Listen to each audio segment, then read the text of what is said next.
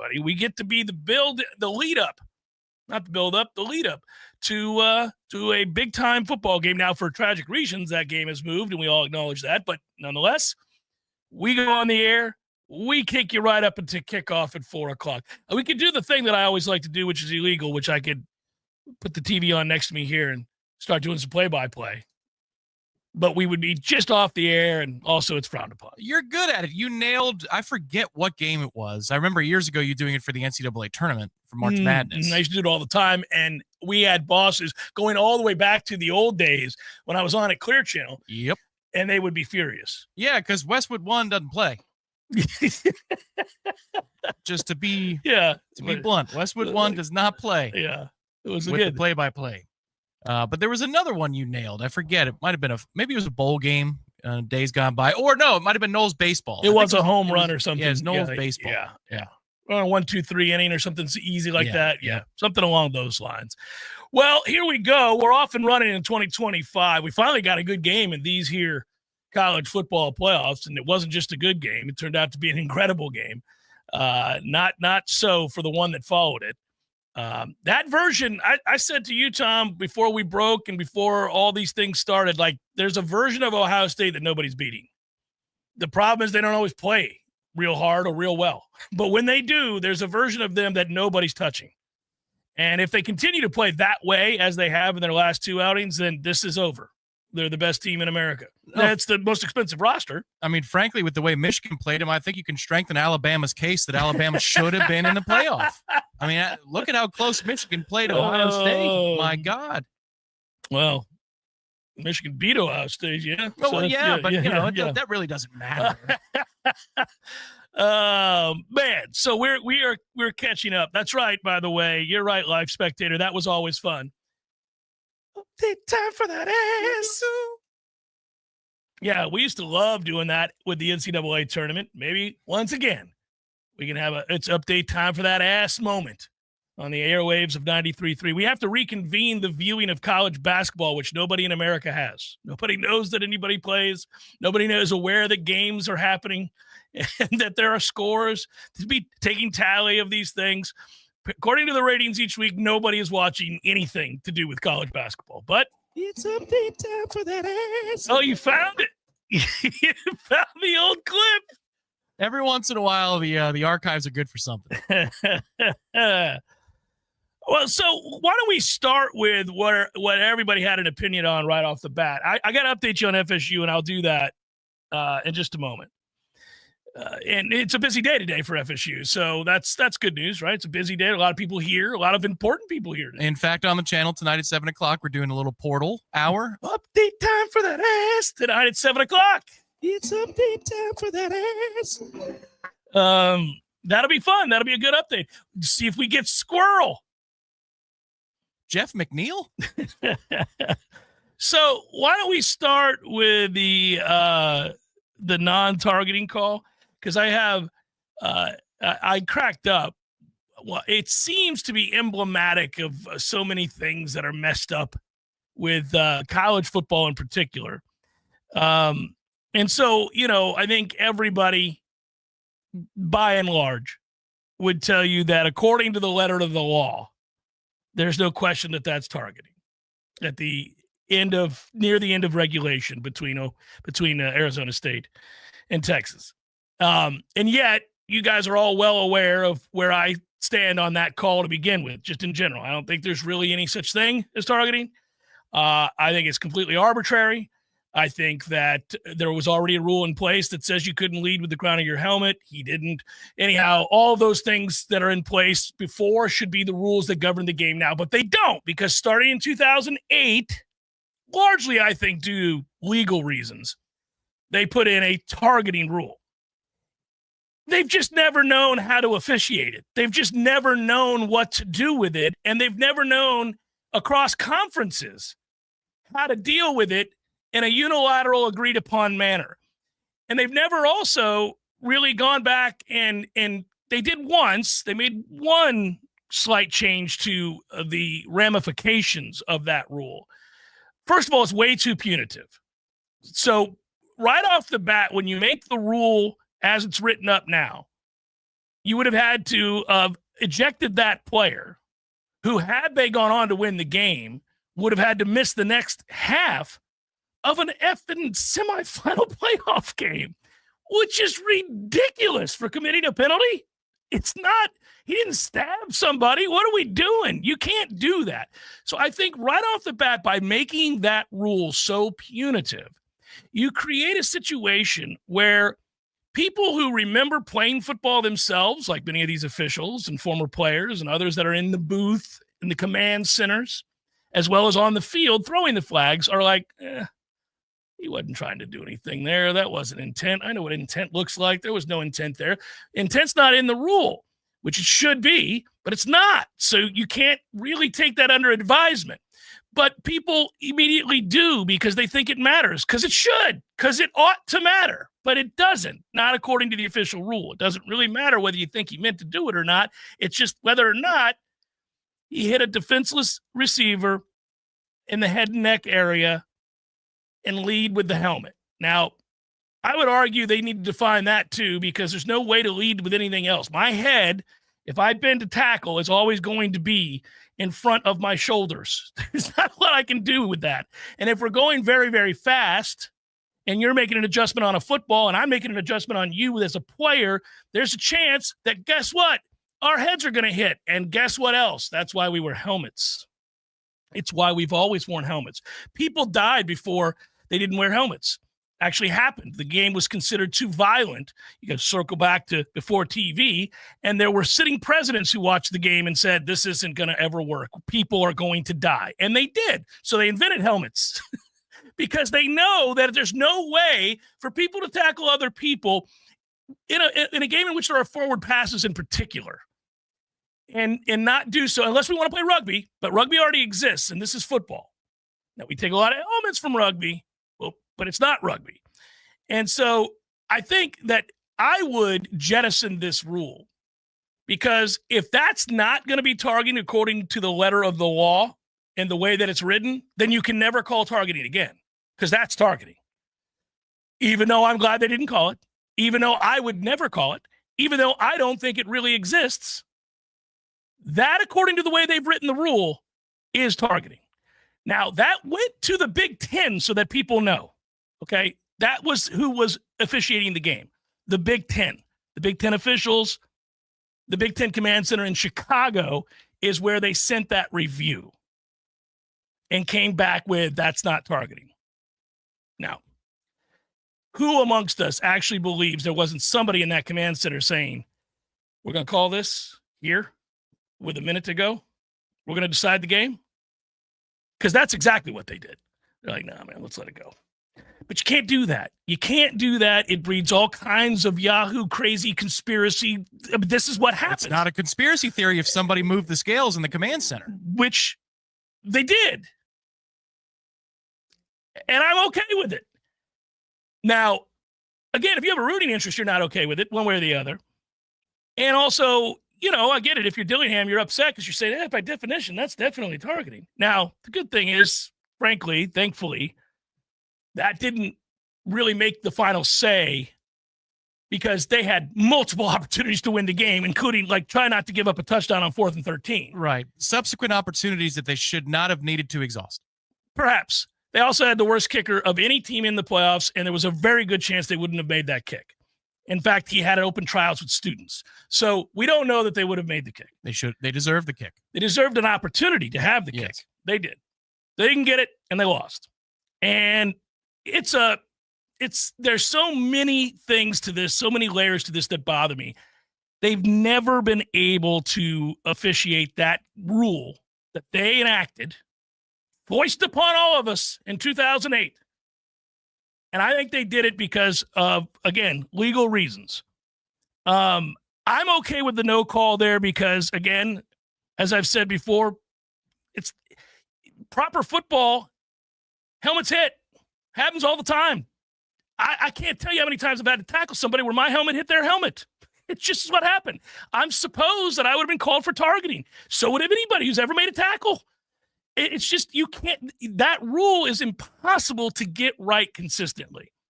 And I don't know. I mean, this is one of many that they blow in any given weekend.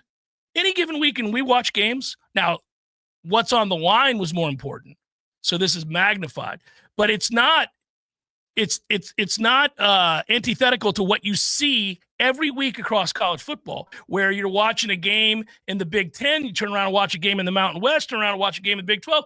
By the end of the day, you and your friends are texting each other going, what the hell is targeting? It's like the catch rule. Remember when they changed the catch rule? Nobody knew what the hell a catch was? Yeah, I do. I'm just, just because it's murky in some other circumstances doesn't mean it was murky in this circumstance. This is not murky. This is clear by the letter of the law. It's yes. And intent doesn't matter in this situation for the reasons that you're talking about. But, there are times many face masks, just about every face mask in the history of face masks, are not intended to be. Right, but they are face masks. But somebody's trying to make a tackle. The running back makes a quick move. And just because your finger gets caught in his face mask when you're actually trying to grab him by the chest plate or bring him down by the shoulder, you're still culpable. You're still liable for that 15-yard penalty. And in this circumstance, if it wasn't called like Rashad Green's horse collar tackle, that's not reviewable. And you say it's a fast game. I don't know what the guy was looking at. He missed it. He was in position, but he missed the call. This has the protection of being reviewed. So you have a second layer here that allows you to not miss it, because in this instance, that particular hit, 100 times out of 100, should be called targeting. Like, I get that you're saying, I'm glad they didn't. I'm saying, I don't know how they couldn't. I don't know how they couldn't without them affecting the game by deciding to go rogue on the rules. Yeah, I wrote in my notes right off the bat. I took notes during these games, and I wrote, by the letter of the law, that is without question a targeting foul. And then I proceeded to write, but because I hate the rule and don't believe it should exist in proper football, it's why they wear helmets. And by the way, there's already a rule that you can't use the crown of your helmet, which he didn't, that I'm okay with there being no call. That said, get rid of the rule forever, because if you're not going to call it there, even after review, then it can never be called ever again. Those were my notes right here. Yes. And so, like, you're hoping that play opens up the pearly gates to the promised land of no more targeting. Yes. It's not going to. I know it's not, because of the legal ramifications. They open themselves up to lawsuits. And so therefore they missed the call for no good reason. And if it happened in the first quarter, you think they're going to call it? Yes, I do. Doesn't matter which team hits which team. If it's in the first quarter, they call it and they let it stand. And I have to say, and you have to ask the question aloud, reverse the hitter and the hitty. Oh, of course. Tell me what happens. No, I think you're right. And we can't know that. And I know I believe that. I know you do.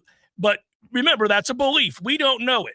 So I'm with you. I believe that. What we do know is they're capable of looking at the rule in the face, see an egregious violation, and said, no, that's not. We're not doing that. Yeah, and I bet you one of the ways that they'll have to address this at some point is what I want to see happen, because I think you're right. They will not get rid of the rule. And again, I think they won't get rid of the rule because they don't want to get sued. So what I would tell you is create some common sense around this rule. Don't have it be so punitive. Guys getting thrown the hell out of games, missing a whole half of football the following week, which is stupid. Right off the bat, you're making officials reticent to not call that. They're like, I don't want to call this. I mean, I'm going to A, decide this game, B, kick this guy out of the game, and C, if they go on, he didn't even get to play next week. I don't want to make this call. I know that's not their job. It's not, yes. It's not their job. I got it. I'm addressing what they should do moving forward, and you're right. I hope it opens up this discussion. I'm glad it didn't happen in the championship game. I'm glad it happened here. And also, the funny thing about it is we all benefited that it didn't get called, because Arizona State would have gotten blown the hell out next week. But anyhow, that said, that's an opinion too. I don't know that, Tom. It's a belief I have. But what I would tell you is that they should do what soccer does, and other sports have degrees. And they tried addressing what you said initially about the face mask. Do you remember inadvertent face masks?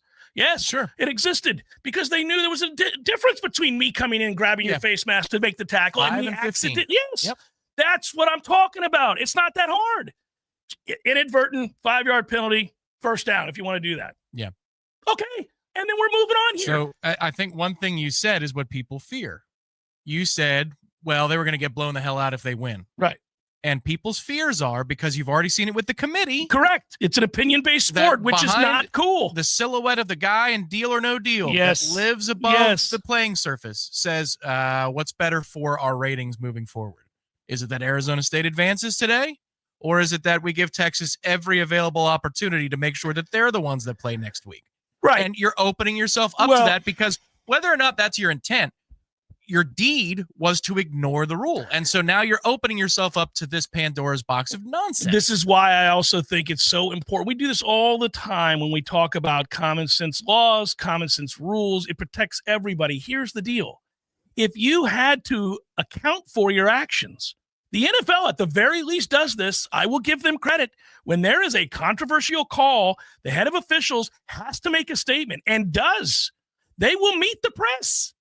It happens all the time. They will say, look, a call was missed, and people get pissed about that. They're like, really?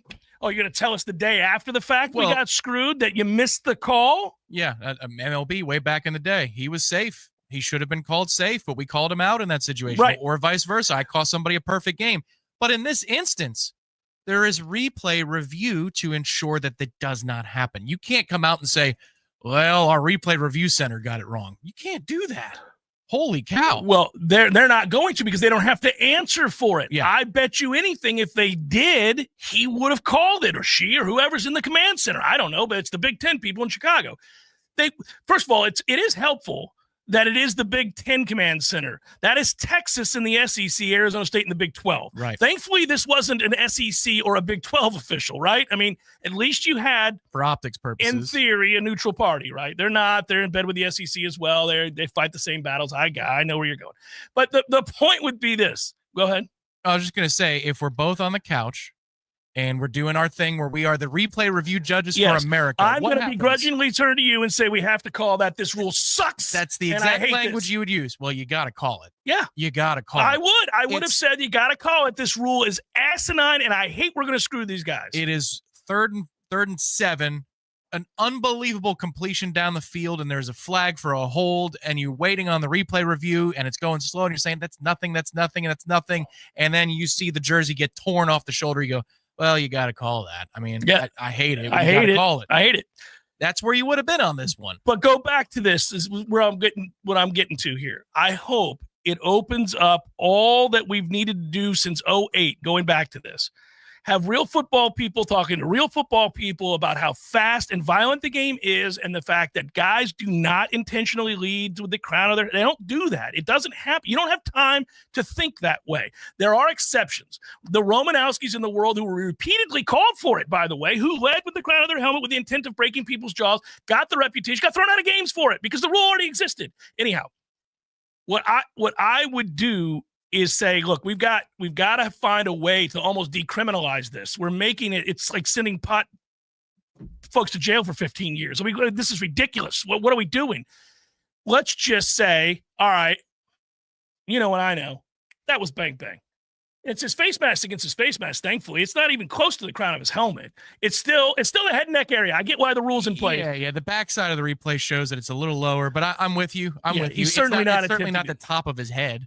Well, and he certainly didn't intend. It wasn't like he said, I'm going to hit this guy with my helmet to his helmet. There's none of that. Well, the pass was deflected at the line. It throws off the timing of everything. Everything got screwed up. Yeah. The poor kid is only defenseless because the timing of the pass. Yeah, that's actually a stupid part of the rule, too. Well, the NFL calls it defenseless receiver. I'm like, no, you are sacrificing your body. This is the trade. You're running a drag or a mesh. You're going to get hit. This is the trade. I am sacrificing my safety to be defenseless in order to move the chains. Right. When we have to move the chains.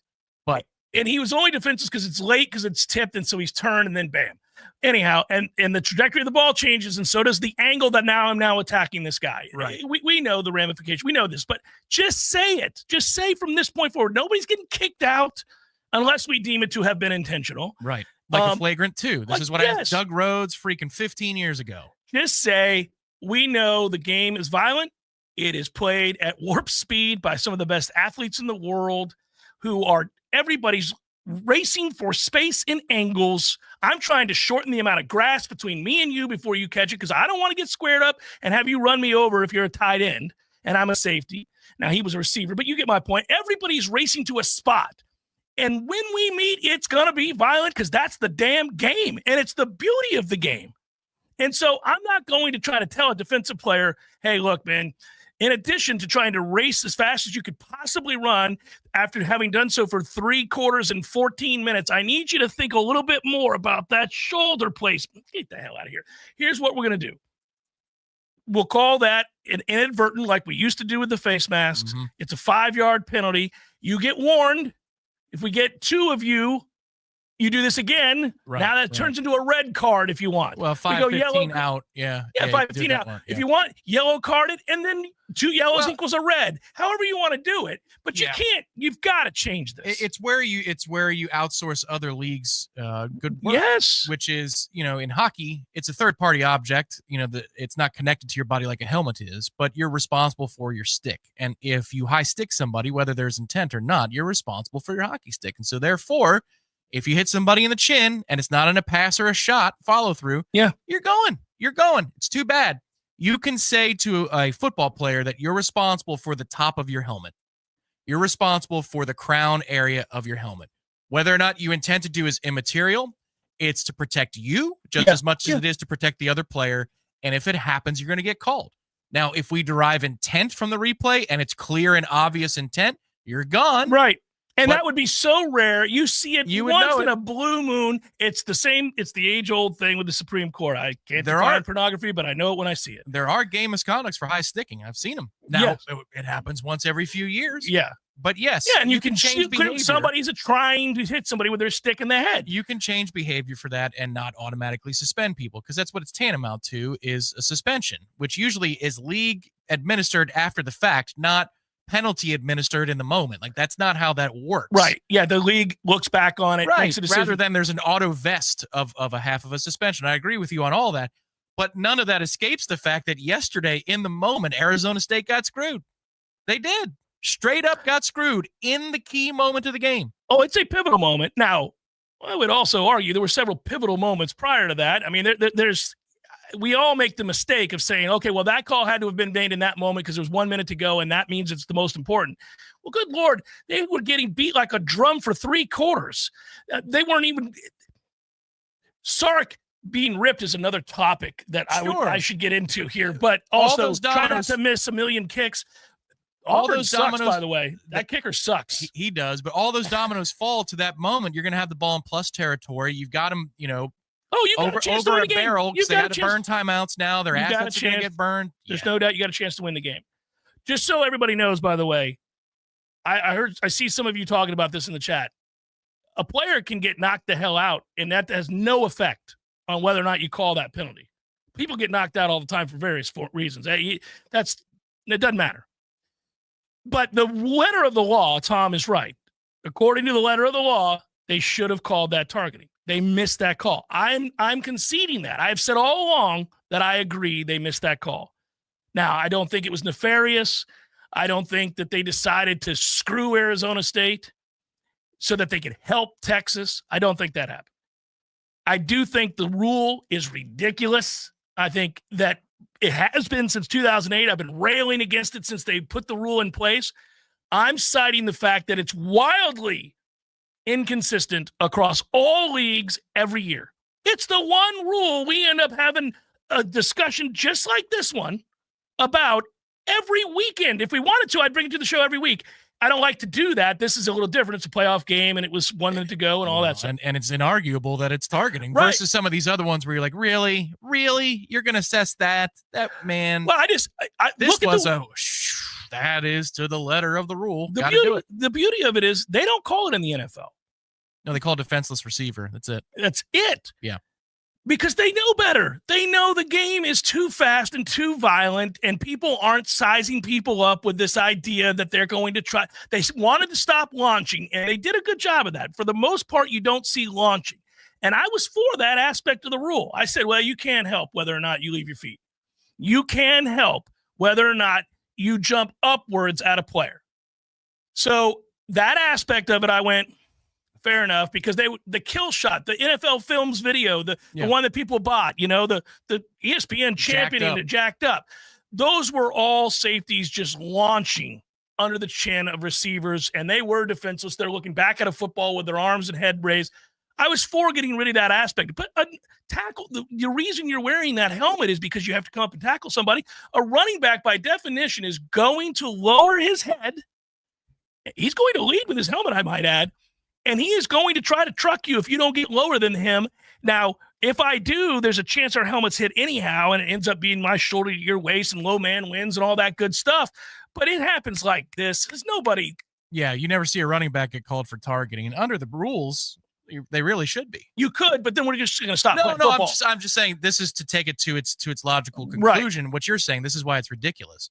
But unfortunately, it doesn't matter now for Texas, but unfortunately for Texas in that situation, that particular hit is where college targeting and NFL defenseless receiver penalties agree. I don't think they would have called anything in the NFL. They would have called defenseless receiver there. Absolutely. I don't think they would have. And I don't know if in the NFL, once a ball is tipped, all bets are off. That's the only provision where the NFL could run and hide behind it. Because they do. They do. It happens all the time. The PI all the time. Oh, yeah. I just tackle your ass while the ball's in the air if it's been tipped. And people get blown up in the NFL on balls over the middle that are high all the time. And they don't always throw that flag either. And that poor kid got destroyed 6 times over the middle in situations just like that.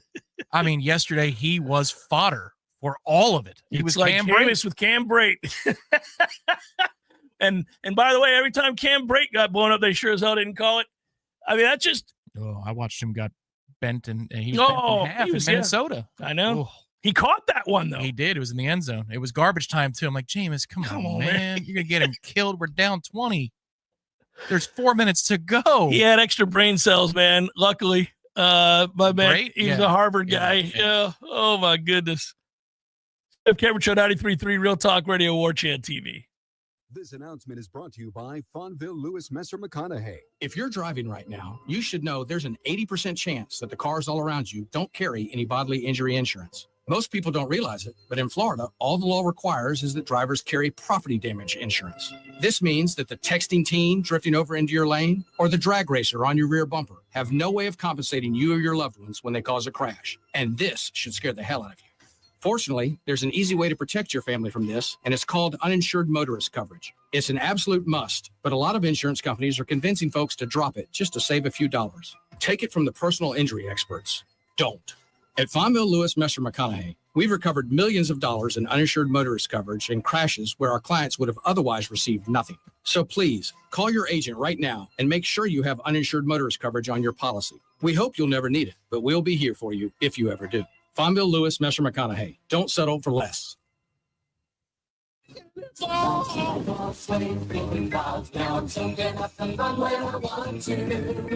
Holy moly, this hot tub is nice. I wonder if I can keep this one and take it back to the North Pole with me. I really think we gotta get you back on the sleigh, Santa. I don't think the Sandersons are gonna appreciate the cookie crumbs floating in their hot tub when they wake up. Okay, let's make a stop at Swain Pools and Spas and pick up a gift card from Mrs. Claus and put a big floating bow on it. The perfect gift for Christmas this year is an amazing hot spring or caldera spa from Swain Pools and Spas. Stop by today to get the best price in town with delivery and setup just in time for the new year. Visit Swain Pools and Spas on Tharp Street under the huge sign. Online at swainpools.com. And right next to Swain Pools and Spas is Tallahassee Car Care. Stop in today for everything from an oil change and brake repair and tires to alignments and transmission. Big or small, we do it all. It's Tallahassee Car Care, the only repair shop where you can take a dip while we repair your whip. Tallahassee Car Care, right next to Swain Pools and Spas.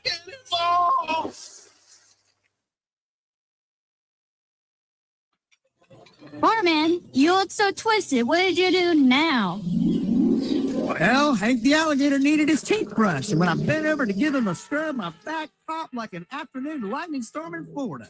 And now I can't even stand up. You need to go to benchiro.com and schedule your new patient appointment right away at benchiro.com. That's FENNCHIRO.com. I'm really busy. I don't want to leave Hank in the orange grove unattended for too long. Ben Chiropractic will get you in right away, and they get to the cause of your problems. So go to benchiro.com and make your new patient appointment. There's even an online discount. Discount? That's a good thing because my purse is a little light since I bought Hank a new gold chain. You have to take care of yourself if you want to be able to take care of your alligator Hank. Make your appointment now. Go to benchiro.com. Well, hold my pina colada. I'm going to FinCairo.com. The Jeff Cameron Show is a production of the Warchant.com Multimedia Network. Check out Warchant.com today for the latest news inside Florida State athletics. That's Warchant.com. Now, back to Jeff on Real Talk 93.3. All right, as I said, we will be live, obviously, till 4, and then we'll all race home to watch Notre Dame and Georgia. And I must say, Tom, did you see Ohio State favored by just 6 over Texas? That line came out today. I bet it. I took Ohio State quickly. Yeah, assuming that they play as they can, then seems like the performance against Michigan oddly acted as the catalyst for the things they should have been doing all along, which is, finding number 4 as frequently as possible. And if you ever want to get into the discussion about why you can't miss when you're one of the last 2 standing for a 5-star difference maker, it's Jeremiah Smith and KJ Bolden and others who started their freshman year for big programs and had great seasons. Yeah, he could have helped us get to 5 wins, and then he would have transferred and take more money from Ohio State. That's true. We could have had him for 1 year. We could have. And who knows, at that point, he might have been so electrifying that you won one of the first 2 games of the season and didn't lose the 10 that you did. So I dare say I'd take my chance to see how often you can get those guys to say yes, as opposed to losing out on them every single time, which is what we do. And that's frustrating. Now, back to the importance of today, which is something I didn't get into at the outset of the show, but I should have, or at least mentioned it. And that is that we have Squirrel White in town. The speedster from Tennessee. And look, you know what I read when I read the bio? Beyond, and I've seen him play, beyond the fact that he runs really fast, one of the fastest guys in the sport. Injury-plagued season. Prior to that, though, he had a real good year. And I would just point out that one critical element reads under the bio there. It's not the 5'10", 1 whatever. That's not going to move anybody. It's return specialist. Sweet Jesus, Tom, let it be so. I'm sure we'll find other ways to utilize that blazing speed, perhaps in the slot, whatever we do. Gotcha. But my man can return kicks and punts. So can we please make this happen? I'm so tired of watching people languish, struggle mightily to get underneath a football, act scared as if it's a bomb that's about to land. I mean, I need somebody who attacks catching the football. Grenade! Who attacks catching the football. And I would really, really like to see that happen, whether it's him or anybody else. Again, I'm not overly concerned. Receivers, running backs, defensive backs in the portal. I'm looking more along the lines of scrimmage over and over again. That said, when we got a guy, and by the way, you have to be good at returning punts if your nickname is Squirrel. If you're Squirrel White, and that's what his name is, that's not his real name, it's what his grandmother called him. Anyhow, the point is, if that's your nickname, you're good. You're shifty. Guaranteed. Nobody calls a punt returner Snail White. It is going to be Squirrel White or something like it, and I'm all for it. Let's go. Well, I'm with you there. I think it'll be really cool to see if we do get him, if we can ruin him or not. That'll be fun. I was going to leave my hatred for the return game in 2024, but we got 40 minutes into one show, and here we are. I feel like very good legs, talented right legs, and in Mastromanno's case, he could kick either way, have masked a big-time issue that we have on special teams. And I would like to get a returner to help mask the issue again, because all the super soaker guns in the world don't make us sure of ourselves when we try to line up and catch a punt and do something with it. Haven't done it in some time. Keon was good at it, and Keon just kind of shrugged his shoulders and said, y'all suck at that. Can I try? Thank you. And he did, and he was pretty good at it. Yeah, because he wasn't afraid to catch it. Right, which we all are. Is it? Do we put acid in the super soakers? Does it hurt them? No. You could have just said chlorine, real intense chlorine. Hydrochloric acid. No, it just looks that way, Tom. It just looks that way. But all right, I'm going to settle under it. Oh, no. no, Peter. It's crazy how frequently it happens to the point where I'm annoyed before the snap of the punt. You and me both. Like, the camera just pans back to our returner. I'm like, son of a bitch. My wife's like, what? We got a 3 and out. They're punting from their 27. Oh, don't worry. It's going to end up inside our 30. That's the thing. If they're at midfield, I don't care because it'll be a fair catch at the 10 or it'll go to the end zone. But from their own 15, they say, wow, he flips the field here. Look at that. The Noles will be starting all the way back inside their own 25-yard line. A 71-yard punt, no return. Wow, a couple of great bounces for the Demon Deacons. A couple of great bounces. That should have never happened if somebody walked over and made a catch over and over again. Oh, buddy. Yes, that is the time to go use the bathroom, get a refill, because I'm trying to save myself. The one at the end of the year against Florida, it looked criminal. He's like, ah. They all did. No, but that one in particular was amazing. He was like, I was so over. He was scared to death. Just, you know what? Rush 11. At that point. In the moment that the punt was coming down from the sky there, and Luane was looking at it, you start to see him fidget, and it's like it's slow motion, like frame by frame, like this Zapruder film we're watching very carefully. As I'm watching it, it's like being in a car accident. It slowed down for me.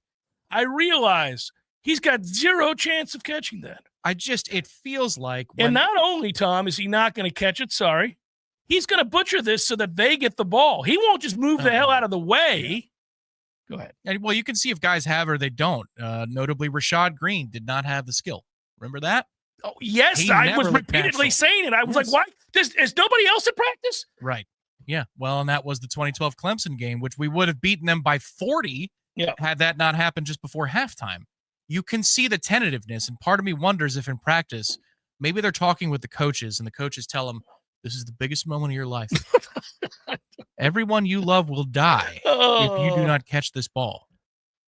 Your NIL money is going away if you do not catch this ball because they look like they are frightened and they're going to die. And it's just a matter of they can't hit you. I know it's not easy, but you're a football player. They can't hit you. What's Greg Reed doing? Can we bring him in for a week like they do in spring training? Back in the day, Sandy Koufax would pop into this camp and that camp, go talk to the starting pitcher, say, hey, you ever tried this arm angle? Man, can we bring him in for a week as a special? You have unlimited coaches now. I would do one better. I would cheat. I would bring Greg Reed in, and he'd return punts and kicks for us by the name of Gerald Smith. And Gerald would have a fake little mustache and maybe something else to make him whatever we got to do. But he's returning kicks, and all of us Noles would secretly snicker as we realize that is actually Greg Reed. Did he end up going to JUCO at the end? I don't know. Well, that would be an opening. He should be returning punts for us. That would be an opening. You get an extra year. I would have him back there. He would, there'd be people about week 4. That guy, there's something about him. I feel like Florida State's had players like him in the past. He just looks just the way he moves. He's got a little Greg Reed in him, just a slower version. He's not quite as twitchy as Greg Reed was, but just a slower version. Yeah, it's because he's 36, and he would be returning punts for us right now. I'd be so proud of him. I know we're sitting in row 60, but is that a giant scar near his knee? What's going on? Did he have surgery?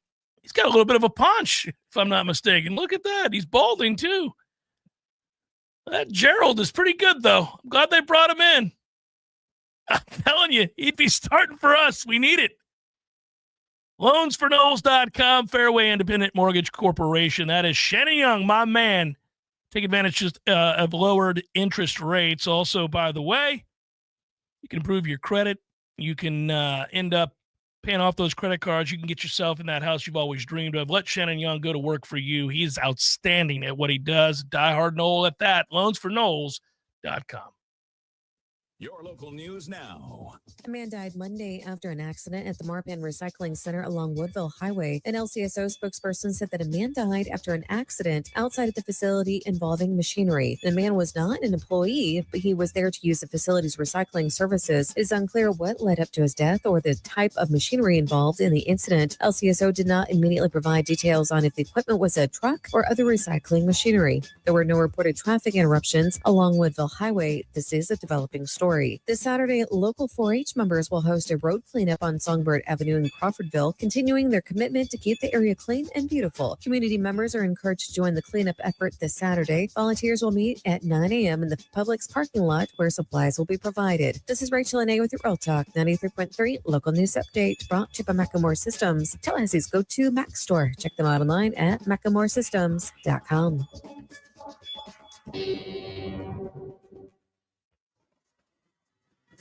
This is meteorologist Paul Trombley with your Real Talk 93.3 weather update.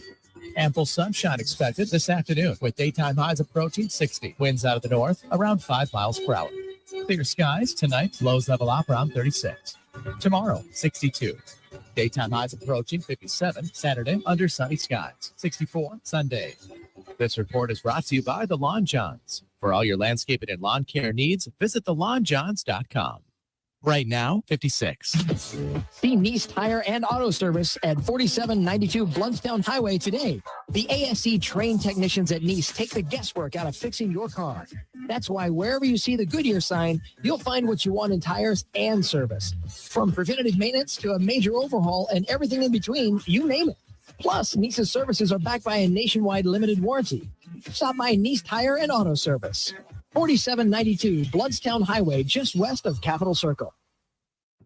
This is Shannon Young with Fairway Independent Mortgage Corporation. Investors, are you looking for a creative way to purchase your next rental property? Are you looking to get into the Airbnb space? If so, you need to know about DSCR loans. It stands for Debt Service Coverage Ratio. These are loans that do not require traditional income verification. As long as the proposed rent covers the mortgage payment on the subject property, that's the only income you need. If you're looking at investing and don't know if you can qualify, let's set up a plan to get your next income producing property and start putting you on a path to passive income. Give me a call at 954-369-6171. And don't forget, every fellow Knoll that we close a loan for, I will personally make a donation of $250 to the Battle's End. It's Shannon Young at 954-369-6171.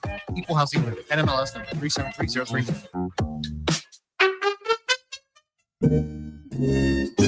There is no Bigfoot, Eddie. Would you stop with that nonsense? There's a Bigfoot, Jeff. I wish there were. By the way, I don't want you to point to me as the guy that takes all the fun out of the room. I wish there was the Loch Ness Monster. I wish there was the Bigfoot. I wish there was the Chupacabra. All the things. They're all mythical except for the Bigfoot.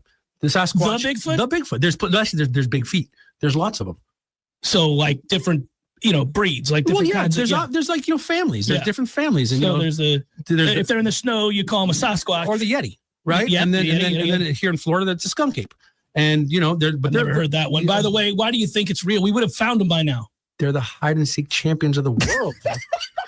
Nobody finds the Bigfoot. I think you believe in Bigfoot. I do believe in Bigfoot. You don't believe in I believe in Bigfoot. Don't tell anybody you believe in Bigfoot. I would go look for Bigfoot, but he scares me. Gordo's, bringing the flavor and flair of Cuban food to Tallahassee since 1996.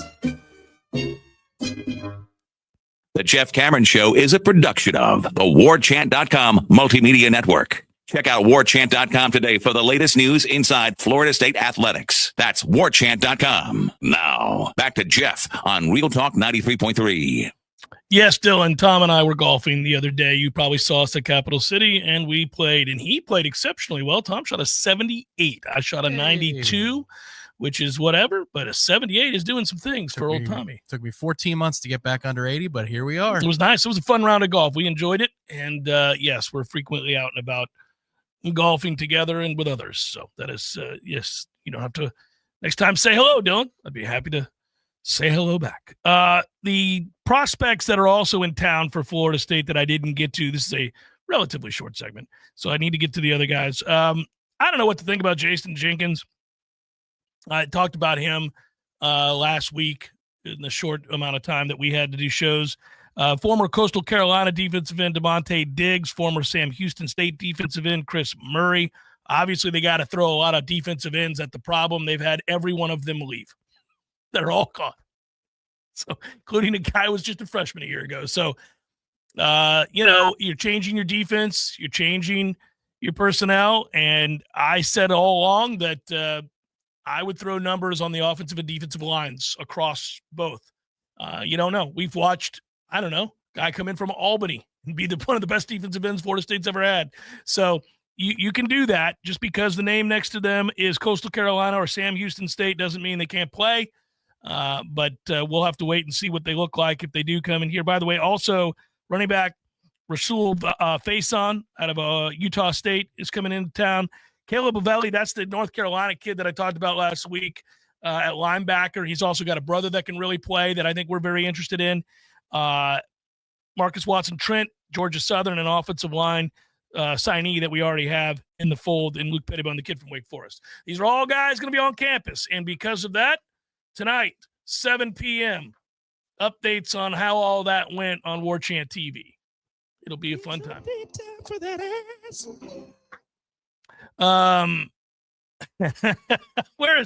I see Hutch. There he is. Where'd he hide?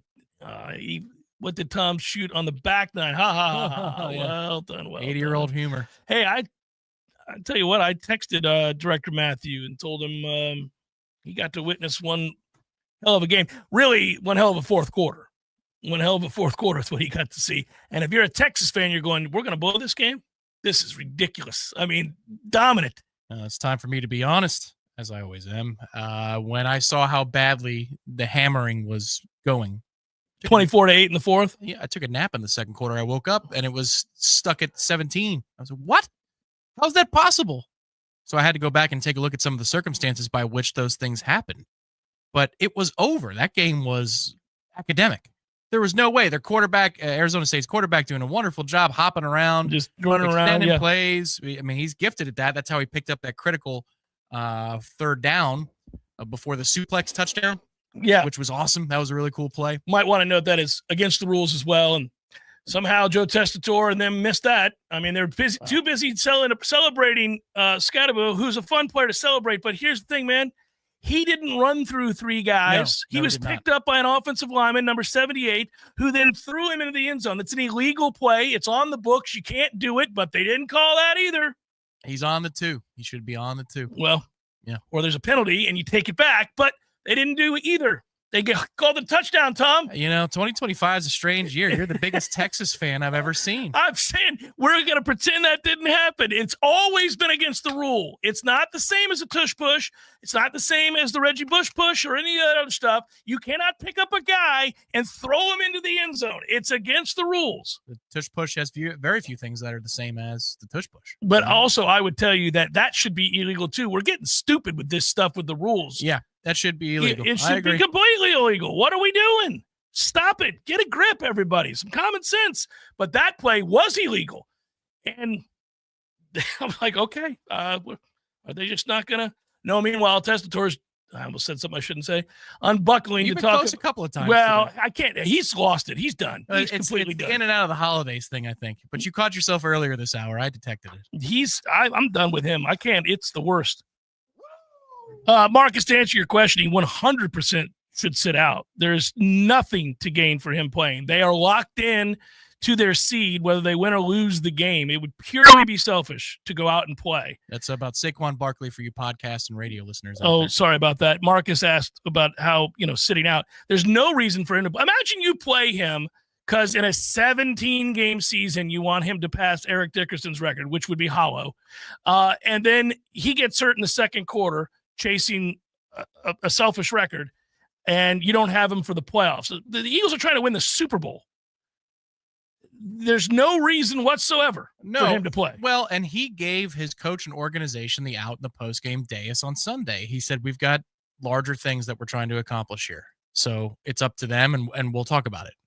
He didn't say, I'm going to play, and then now you're at odds with your coach, and you're at odds with your other starting offensive teammates. Like, you take the pressure off of everybody. So he did the right thing. The outlier is the Dan Campbell method, which is we're going to air it out. I don't care that we're on short rest for Sunday Night Football for the division and the 1 seed. We're going to air it out on a Monday night. Yeah, it's interesting with Dan Campbell, though. I will say he's very consistent. He's himself. He is 100% consistent.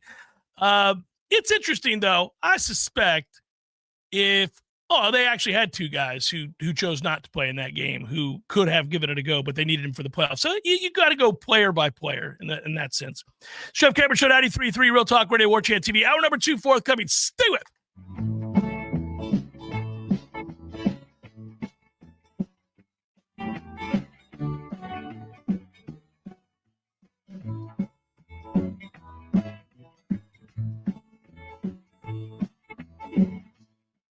This is Shannon Young with Fairway Independent Mortgage Corporation. Investors, are you looking for a creative way to purchase your next rental property? Are you looking to get into the Airbnb space? If so, you need to know about DSCR loans. It stands for Debt Service Coverage Ratio. These are loans that do not require traditional income verification. As long as the proposed rent covers the mortgage payment on the subject property, that's the only income you need. If you're looking at investing and don't know if you can qualify, let's set up a plan to get your next income producing property and start putting you on a path to passive income. Give me a call at 954-369-6171. And don't forget, every fellow Knoll that we close a loan for, I will personally make a donation of $250 to the Battle's End. It's Shannon Young at 954-369-6171. Equal housing limit. NMLS number 373033. Hey, everybody, it's Ed Dean along with Roger Henderson, also with FloridaDaily.com. Just want to remind you, daily 4 to 6 in the afternoons right here in Tallahassee on Real Talk 93.3 FM. Roger, it is literally the 2 fastest hours anywhere in afternoon talk radio. And if you think the country's going crazy, we'll help you make sense of it all. Oh, yeah, we'll try to make some sense of it. Again, Monday through Friday in the afternoons, Ed Dean, Roger Henderson on 93.3. I'm attorney Carrie Roan with Basic Brooks Law Offices, and we believe you. Now, what does that mean? Over and over, we hear from the people that we represent that when they share their story of how they were injured, either law enforcement, insurance companies, or business owners didn't believe their story. That's why you need an attorney who has your back no matter what, an attorney who starts by believing that you're telling the truth. We are Basic Brooks, and we believe you. Let's talk. 850-777-7777. Dream it, plan it, do it. Brian Barnard's Flooring America offers a straightforward way to shop with our streamlined shopping. Finding the right flooring is simple. Visit our newly remodeled showroom featuring the Room to Explore shopping experience, where our knowledgeable staff will walk you through the steps. Our family has been serving the area since 1976 with a local staff of more than 35 people trained in flooring sales and design. We know floors. And we know styles. Let us help make your home timeless. Brian Barnard's Flooring America, where friends send friends. Hi, this is Rudy Ferguson, pastor of Newburgh Tabernacle of Praise. Be encouraged, stand still, and watch God move with your morning word with Pastor Ferg. It's something God wants to share with you. Tune in every Sunday morning at 7 a.m. to 7:30 a.m. with the morning word with Pastor Ferg. I believe it's going to bless you and keep you for the week to come. Right here on Real Talk 93.3. Listening to Tallahassee's Real Talk Station, 93.3 WVFT, Gretna, Tallahassee.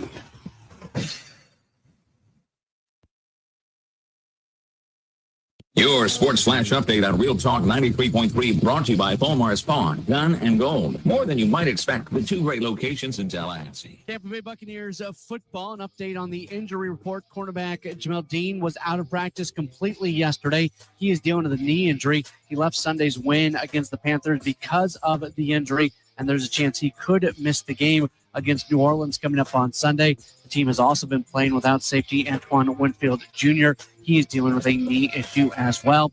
Other NFL action coming up this weekend of note, the Jaguars are going to match up against Indianapolis, and the Dolphins wrap up their regular season when they take on the Jets. Busy night tonight across the NHL. The Lightning are on the road against San Jose, and the Florida Panthers will host Carolina.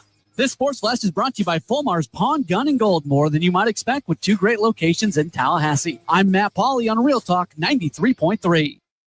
I'll be honest, I love clearance sales for the great prices, but what I really love is the thrill of the hunt. And right now at Kohl's Ultimate Clearance Event, there are so many hidden gems waiting to be discovered. I just went and saved 70% on cute dresses, cozy sweaters, pajamas for my whole family, and that was just the start. So if you also enjoy seeking out big savings, get to Kohl's where the hunt is on. Select styles, offers end January 20th. Some exclusions apply. See store or Kohl's.com for details. Juice Reel is a free betting app that links all of your sportsbook accounts, giving you in-depth analytics on your betting history. DraftKings, FanDuel, Caesars, Price Picks, any sportsbook app can be linked through Juice Reel.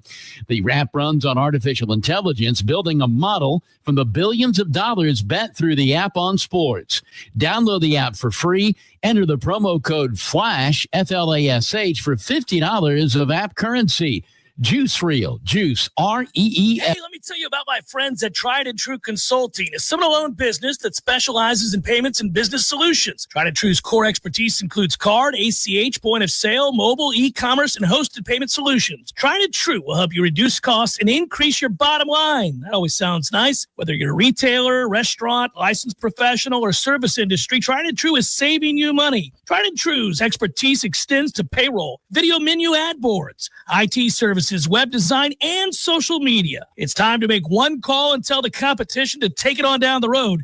Call Don or Joe today at 844-464-6653. That's 844-464-6653. When you do business with Tried and True, they contribute 10% of the net revenue to the battle's end. So go Tried and True today. Call 844-464-6653. There's fun to be had every night at the Corner Pocket. Take-home prizes on Trivia Tuesdays and Beer Bingo Thursdays. And kickstart your weekend with Martini Fridays. Plus, happy hour runs every weekday and game day specials every time the Noles take the field. Watch all the best games at the Corner Pocket's Vegas Wall, featuring 560 inches of flat screen TV heaven. Oh, really? The best food, the best drinks, and the best place to watch all the games. Tallahassee loves the Corner Pocket.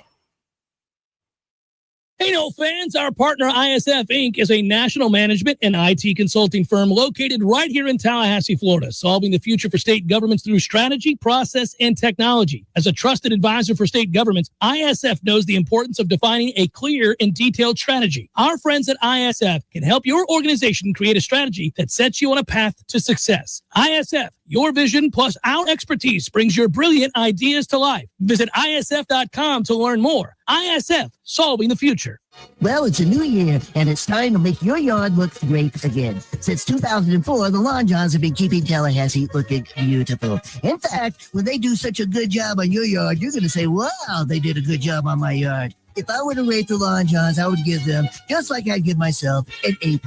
Everyone knows the Lawn Johns are, and I have to say, the best. So pick up the phone and call 322-2567, or you can visit them online at thelawnjohns.com.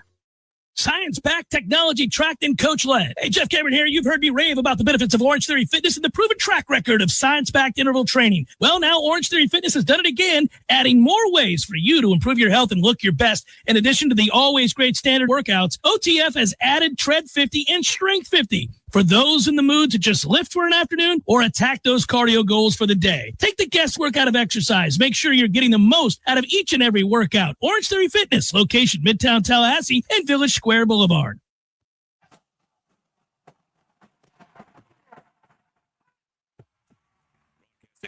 Florida's capital city. This is the Jeff Cameron Show, brought to you by Orange Theory Fitness on Real Talk 93.3. Now, stop what you're doing and listen closely. It's time for the Jeff Cameron Show in 5, 4, 3, 2, 1.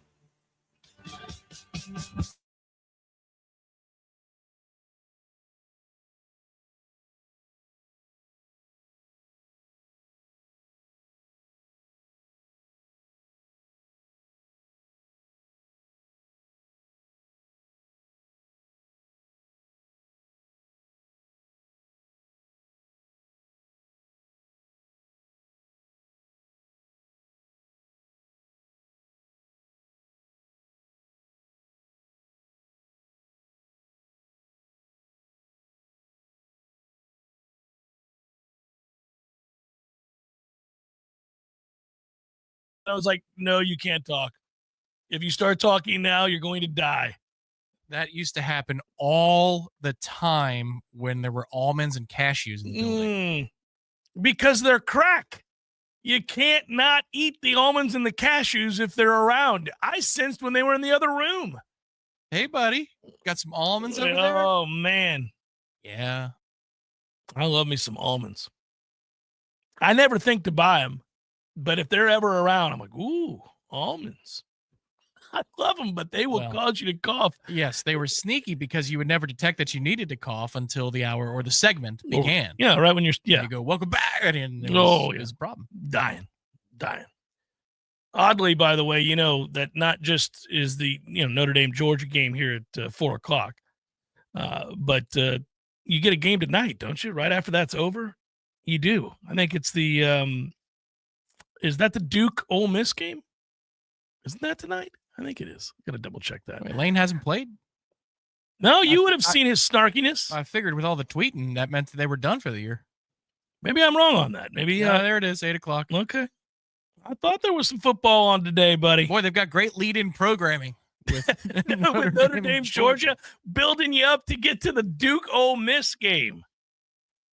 A win, I believe Duke will crack the 10-win mark, right? I believe that is right. That's crazy to say out loud. That garbage-ass team is going to win 10 games. That would be tremendous. Please do.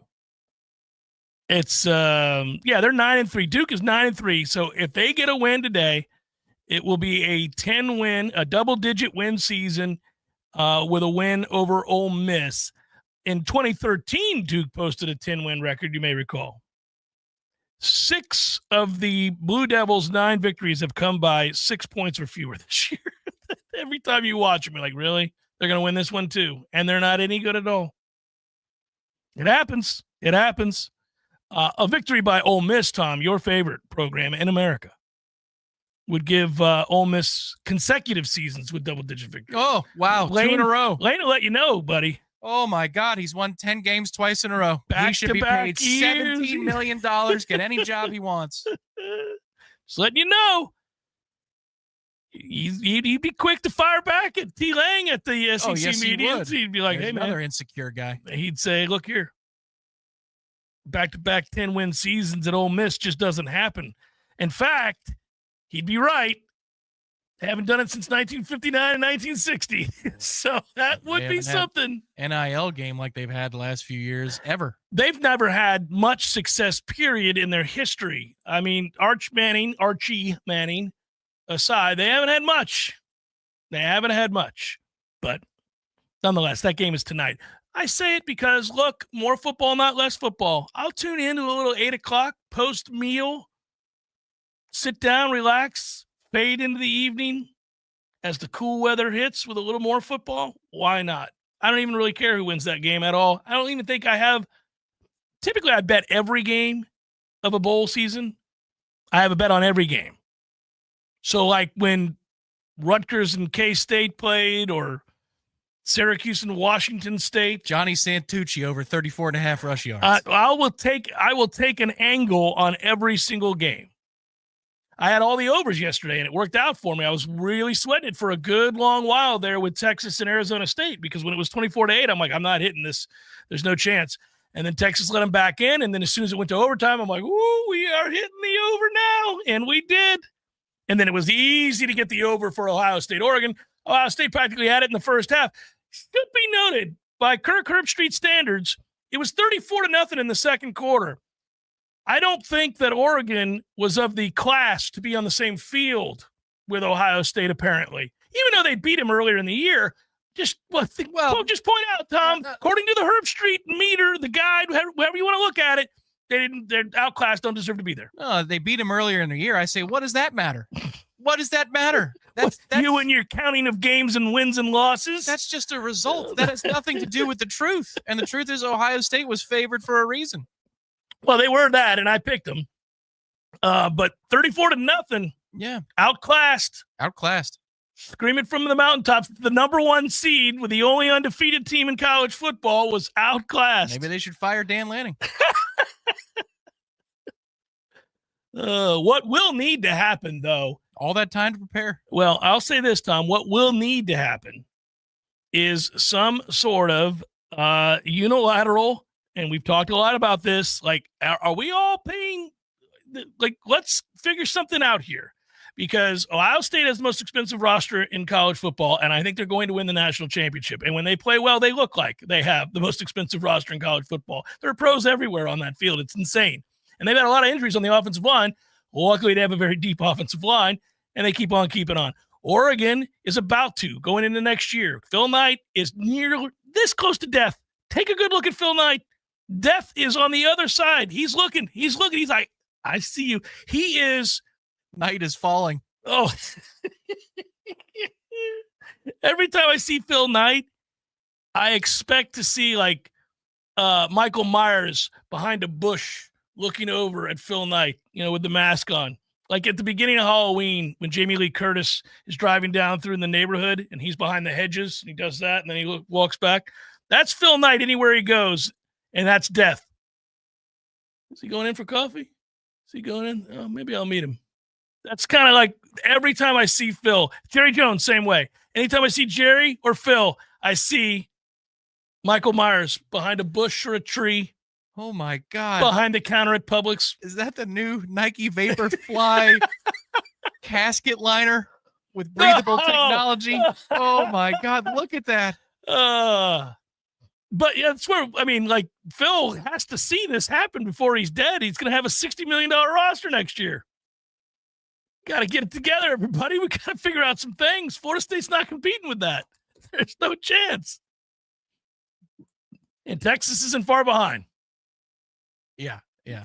So we're seeing, we're just seeing some things that make you a little nervous about whether or not long-term you got a shot to be in there with the big boys. Now, Arizona State, which did have something like 60 transfers over the last 2 years, did make it work. I do think, and this is the part of college football that blows people's minds, and you can hear it in the way that they express themselves, because there were things that we knew about college football coaches, programs, and their history that informed whatever decisions or opinions we had at the beginning of each season. And there was your traditional powers. Your blue bloods have always been your blue bloods. They're Florida State and programs like Florida State had to kick down the door to become part of the club. And we always notice when somebody does it, and we're very proud to have done so. But you'll notice when somebody else is knocking, and they're knocking repeatedly, and you're like, oh, I think they're going to do it. They're going to become something. Boise was like the latest candidate for years there when Bill Snyder was at Kansas State. You're going to look at Bill Snyder he's trying to get in the club. All right, I see you, Bill. That weak-ass schedule so that you can tell everybody he won 10 games last year. But he understood it. He understood it, right? But you knew certain schools would cheat. They would drive 100 in a 70. Some would drive 125. Pete Carroll's USC program didn't care who knew it. They had Reggie Bush's family in the finest hotels and houses everywhere they went. That's right. He's just chewing gum, smiling, and putting his arms over his head. He didn't care. Didn't care. It was like, we got this. We're getting our players. And but you knew this informed like the way you thought about programs and teams and what they were willing to do and not do and how it was going to look and what it meant to have a bad year or a good year, whatever else. And now really it's all flipped on its head, which is good. That's the one thing that's good for the sport is that Arizona State took Texas to the wire. Probably shouldn't have. Texas really had a chance to open that up, screwed it up. Next thing you know, Texas had to be the benefactor of a non-call like we discussed in hour number one, all that stuff. But you are seeing strange things, like, by the way, and it got largely overlooked, even in the course of the discussion yesterday, Arizona State had back-to-back 3-9 seasons. They were under NCAA violation. Herm Edwards was a catastrophe, all of which we knew he would be. But anyhow, all of that played out, and they were that close to making the national semis. That's a good thing. Having, admittedly, seen some of these other programs be in the mix, it's refreshing. It is. It's nice. And that they get their shot. That they get their shot. Yeah. If you get smoked by Penn State, at least you were there. You were there. You had your shot. You have no argument. Yeah. You played the game, and you got smoked. Yeah. That's the way it works. But it was refreshing. It was nice. And I think people do like that. I just think also we would like there to be some agreed upon rules and regulations. It's all I'm saying. And we would also like there to no longer be unlimited transfers because, again, you cannot have in perpetuity unlimited free agency and expect any of this to work. It's not going to work. But in the interim, what you do have is wild fluctuation. You're going to have programs, as we just saw, go from 3-9 to 10-2 and in the playoff. You're going to have programs, hopefully, go from 2-10 to 10-2 and make the playoff. You're going to have teams that won a national championship a year ago lose 5 games the next year. See Michigan. You're going to see an Indiana program that's never done anything ever in their life, ever. Got the benefit of the doubt with the schedule, but also 27 transfers and turned it around and won 11 games. Great season for Indiana. It's a remarkable season for Indiana, regardless of how easy that schedule was. I mean, this is the good and the bad with football, but what fans don't know how to handle is the blue bloods that you thought you knew, you don't know. Kalen DeBoer has got to be a guy right now who's a little uncomfortable because I guarantee you Alabama fans think that season sucked. They didn't win double-digit games. They didn't win a bowl game. They didn't make the playoff. They lost 4 times. That ain't going to work. Well, they were screwed out of the playoff, but yes. If you were Phil Knight walking off the field, or whatever, being wheeled off the field, I haven't seen him. I've not seen footage of Phil. Just look for Michael Myers. What Phil Knight's near? He's somewhere by. Wouldn't Wouldn't you have an intermediary walk over to Jeremiah Smith and say, "Look, we'll sign you to an endorsement contract forever, $5 million a year, $7 million a year, whatever you want. Just when you're done here with this here playoff thing, you're going to come play for us." Wouldn't you do that? Sure. Yeah, I would. I mean, he's a multi-billionaire. He can do whatever he wants. Yeah. But that's the guy you go get. He has to play for 2 more years. He's a freak. He is a freak, and we knew it, and we were this close. Florida State was really close. But that's the story early in Mike Norvell's time here, is he's been really close to the biggest and best names in the sport and come up empty. I mean, if Travis Hunter signs with Florida State and doesn't go with Dion, does Florida State see greater fortune? Or, I mean, I would think long-term, yes, you would feel like that probably would have kickstarted the rest of your recruiting, perhaps. Jeremiah Smith, we see what he is. KJ Bolden, we see what he is. These are all guys that Florida State finished runner-up. Runner-up, that close.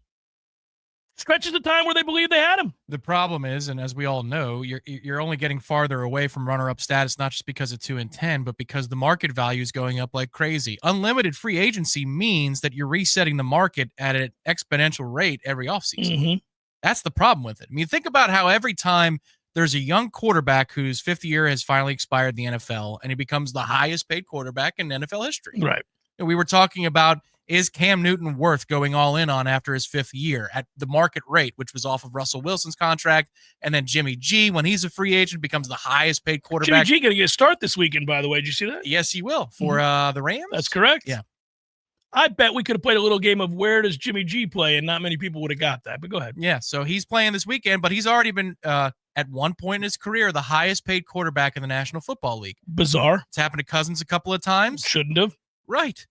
So when you have it happen every single year and you could be the same guy, Jeremiah Smith can say after the season's over, I'm open to all offers. Yeah, well, and then he could do it the next offseason. I'm open to all offers. Come and get me. I tweeted out a week, maybe 2 weeks ago, that I was told, multiple sources had told me, one of which I really trust, like implicitly, that Ewers had already been offered upwards of $6 to $7 million by Notre Dame for next season to come back to college football and play next season in South Bend. And there were, an array of reactions to that. Some were like, it doesn't surprise me. Some were like, you're crazy. There's no chance that will happen.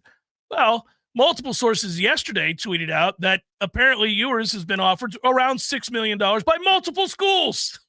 They wouldn't name them, but now it's not just one school. No, it's Miami is the other one. Well, Miami is the other one. Of course they are. But that's what's out there now. Now it's just common knowledge. Now people are like, oh, that's not nuts. Yeah. By the way, I'm not spending $6 million for Ewers. Stop that. For every one of those good throws he had yesterday, he has the lollipop that he threw that got picked, that got Arizona State back in the game. He has these inexplicable, what are you doing throws in him that drive me nuts. Anyhow, that's a whole nother deal. I don't believe he would have the same impact that Cam Ward did. Speaking of Miami, they fired their defensive coordinator. That didn't take very long, but yeah, we figured that would happen. So we're going on 3 and 4 years. Is that what it is now?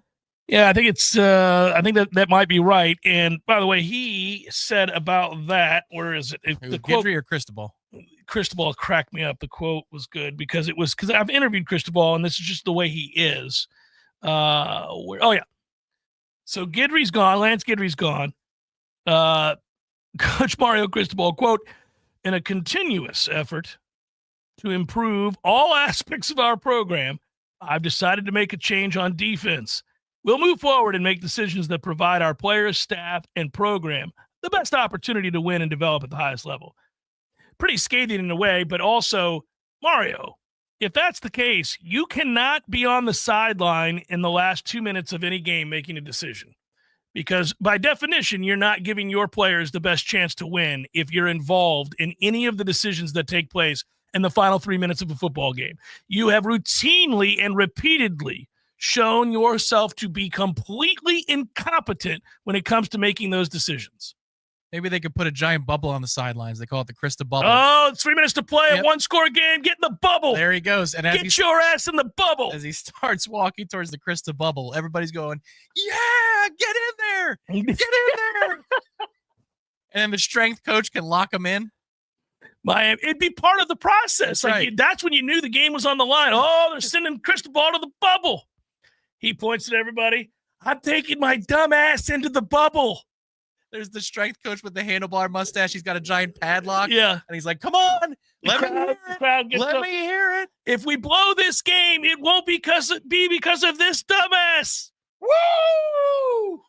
He hands him the headset. Yeah. He knows it's coming.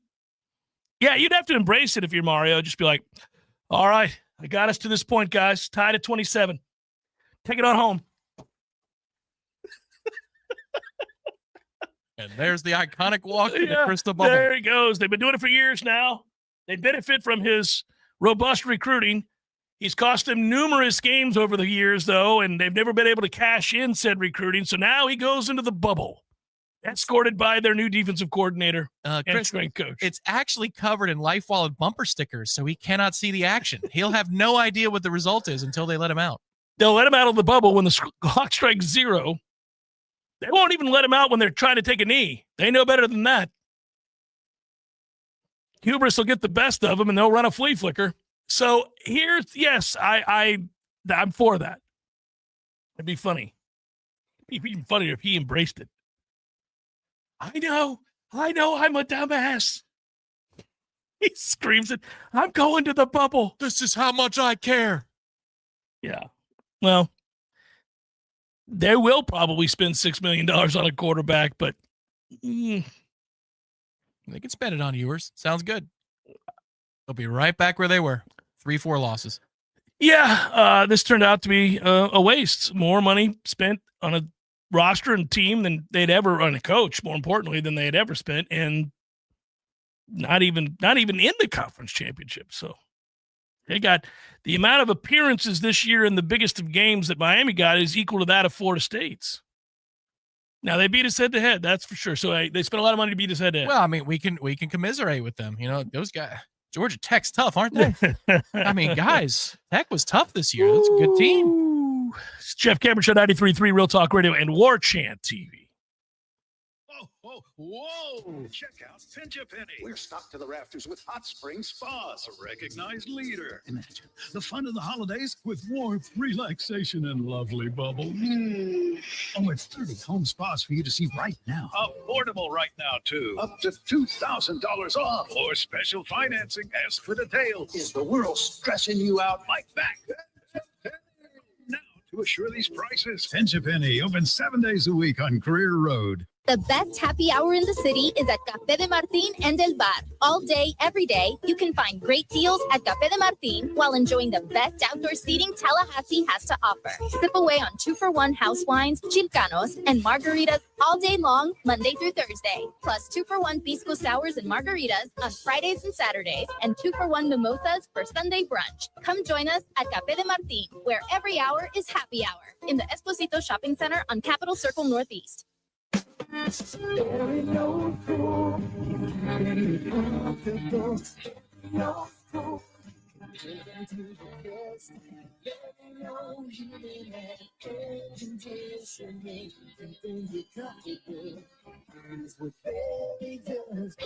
No matter how busy life gets, your home is the place where your family and friends show you they care and celebrate with you. That's why the professionals at Barano Heating and Air Conditioning always make sure your home is comfortable. Just like those who matter to you most, Barano will always be there for you. This is Tyler from Barano Heating and Air. Now you can schedule an appointment, purchase or renew your service agreement, or pay your bill from your mobile device. Any day, anytime, anywhere. When you turn to the experts at Carrier and Barano Heating and Air, online at baranoac.com. Florida license number CAC 1816186. This announcement is brought to you by Fonville Lewis Messer McConaughey. If you're driving right now, you should know there's an 80% chance that the cars all around you don't carry any bodily injury insurance. Most people don't realize it, but in Florida, all the law requires is that drivers carry property damage insurance. This means that the texting teen drifting over into your lane or the drag racer on your rear bumper have no way of compensating you or your loved ones when they cause a crash. And this should scare the hell out of you. Fortunately, there's an easy way to protect your family from this, and it's called uninsured motorist coverage. It's an absolute must, but a lot of insurance companies are convincing folks to drop it just to save a few dollars. Take it from the personal injury experts. Don't. At Fonville Lewis Messer McConaughey, we've recovered millions of dollars in uninsured motorist coverage in crashes where our clients would have otherwise received nothing. So please, call your agent right now and make sure you have uninsured motorist coverage on your policy. We hope you'll never need it, but we'll be here for you if you ever do. Fonville Lewis Messer McConaughey. Don't settle for less.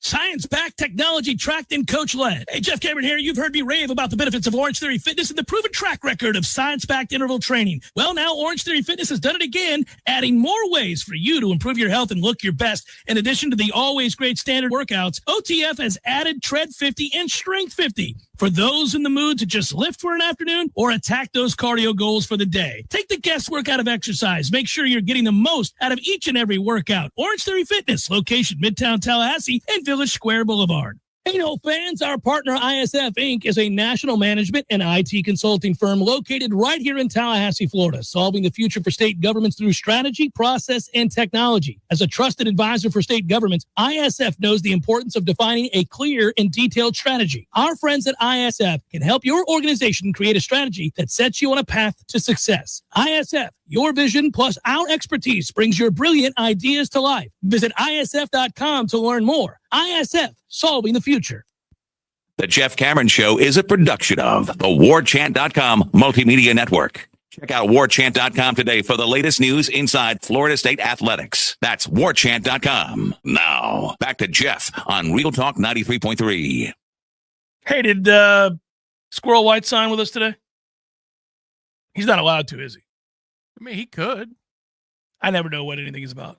No, so the window for visits opened up yesterday. There was a moratorium from, I think, the 28th or so. Sorry, the 23rd or so until New Year's Day. So now you can announce and sign and do all that stuff. Sure. Absolutely. Okay. I never know what's... I should probably keep tabs of what you can. I mean, the key is, I haven't looked at the academic calendar, and I should look at that, and I will before the segment's out. Add drop is the key. You know, because sometimes kids will even sign and enroll, and then suddenly it's Wednesday of ad drop, and you're hearing whispers. Are they still on campus? Have they flown out of Tallahassee? Like that happened for high school recruiting years ago. So yeah, ad drop is the key date that you need to have people in and enrolled by. No idea where Marvin Jones Jr. ends up. I wish him well, I suppose. I have a theory that he doesn't really love football. Lord knows he is as talented as you could hope to be in terms of body makeup, right? Like the way he looks. He's a freak show. To look like that, you would think just getting off the bus, that's a guy that would dominate football games, but he does not. And I've often wondered, and I have empathy for people who have always been really good at something for a variety of reasons. Like in this case, a combination of hard work, and his dad is who he is. And so he's built, with all the tools and all the ways in which you can dominate high school football, let's say. But maybe you don't want to do it. Maybe it's not something you ever cared about. You were just always good at. Now, I don't know that to be the case, and I want to make that abundantly clear. I don't know if that's the case with him. It just seems to me that you can't be that gifted athletically with that length and that size and that speed and all those things, and then just not be good at something without there being something else to it. And to me, I think there's a sense of indifference that I would get watching him at practice. I don't think he really cared all that much about football. No, there was that explosiveness in the pass rush drill. That's where you saw the moves. That's where you saw the reason he was a 5-star, because that was a very specific skill set, very specific drill. And I remember saying to you, this is one thing I said off the record that I should have probably repeated on the air, but I was wondering about how he would come up and stop the run. We were in about week 2, week 3 of fall camp. I said, can I talk to you about Marvin Jones? What? I said, I think he's going to be tough enough to come stop the run. He's explosive as hell as a pass rusher. He's going to make a difference there, because he had shown signs of being able to do that. But that first and second down thing, I was wondering about. A footnote, January 9th is the end of ad drop, but that's the last day to add a class without an academic dean's permission. I'm sure academic deans would give you permission on the 16th of the month if you were coming from a playoff contender. I'm certain of it. As they should, Tom Lang, as they should. By the way, I thought of you because I know that this means a lot to you, buddy. Oh. It's the start of a gorgeous time. The century. Oh, yeah. Began today. Kapalua. They're out there on the course, and your boys got bets. It's already up there. You could probably still log a couple of these bets. It's Hawaii time. Ralph, let us know what time it is over there. Well, they are still teeing off. We've got tee-offs for Cantlay, Burns, Morikawa, Schauffele, a lot of the bigger names, Aberg. Yeah. Tallahassee's own. Ludwig. Aubert. All those guys still teeing off. Victor Hovland. Tom's favorite, Campos, Rafael. Oh, wow. You knew that. I knew you loved Rafael Campos. Who amongst us doesn't? Yeah, it's 9:30 in the morning over there. Thank you, Hawaii Noel. So there's still plenty of time to log some first-round bets if you want to. Yeah, the furthest along is Adam Hadwin, who is off to a rip-roaring start at -4 through 7 holes. Ooh, Go get it, Adam.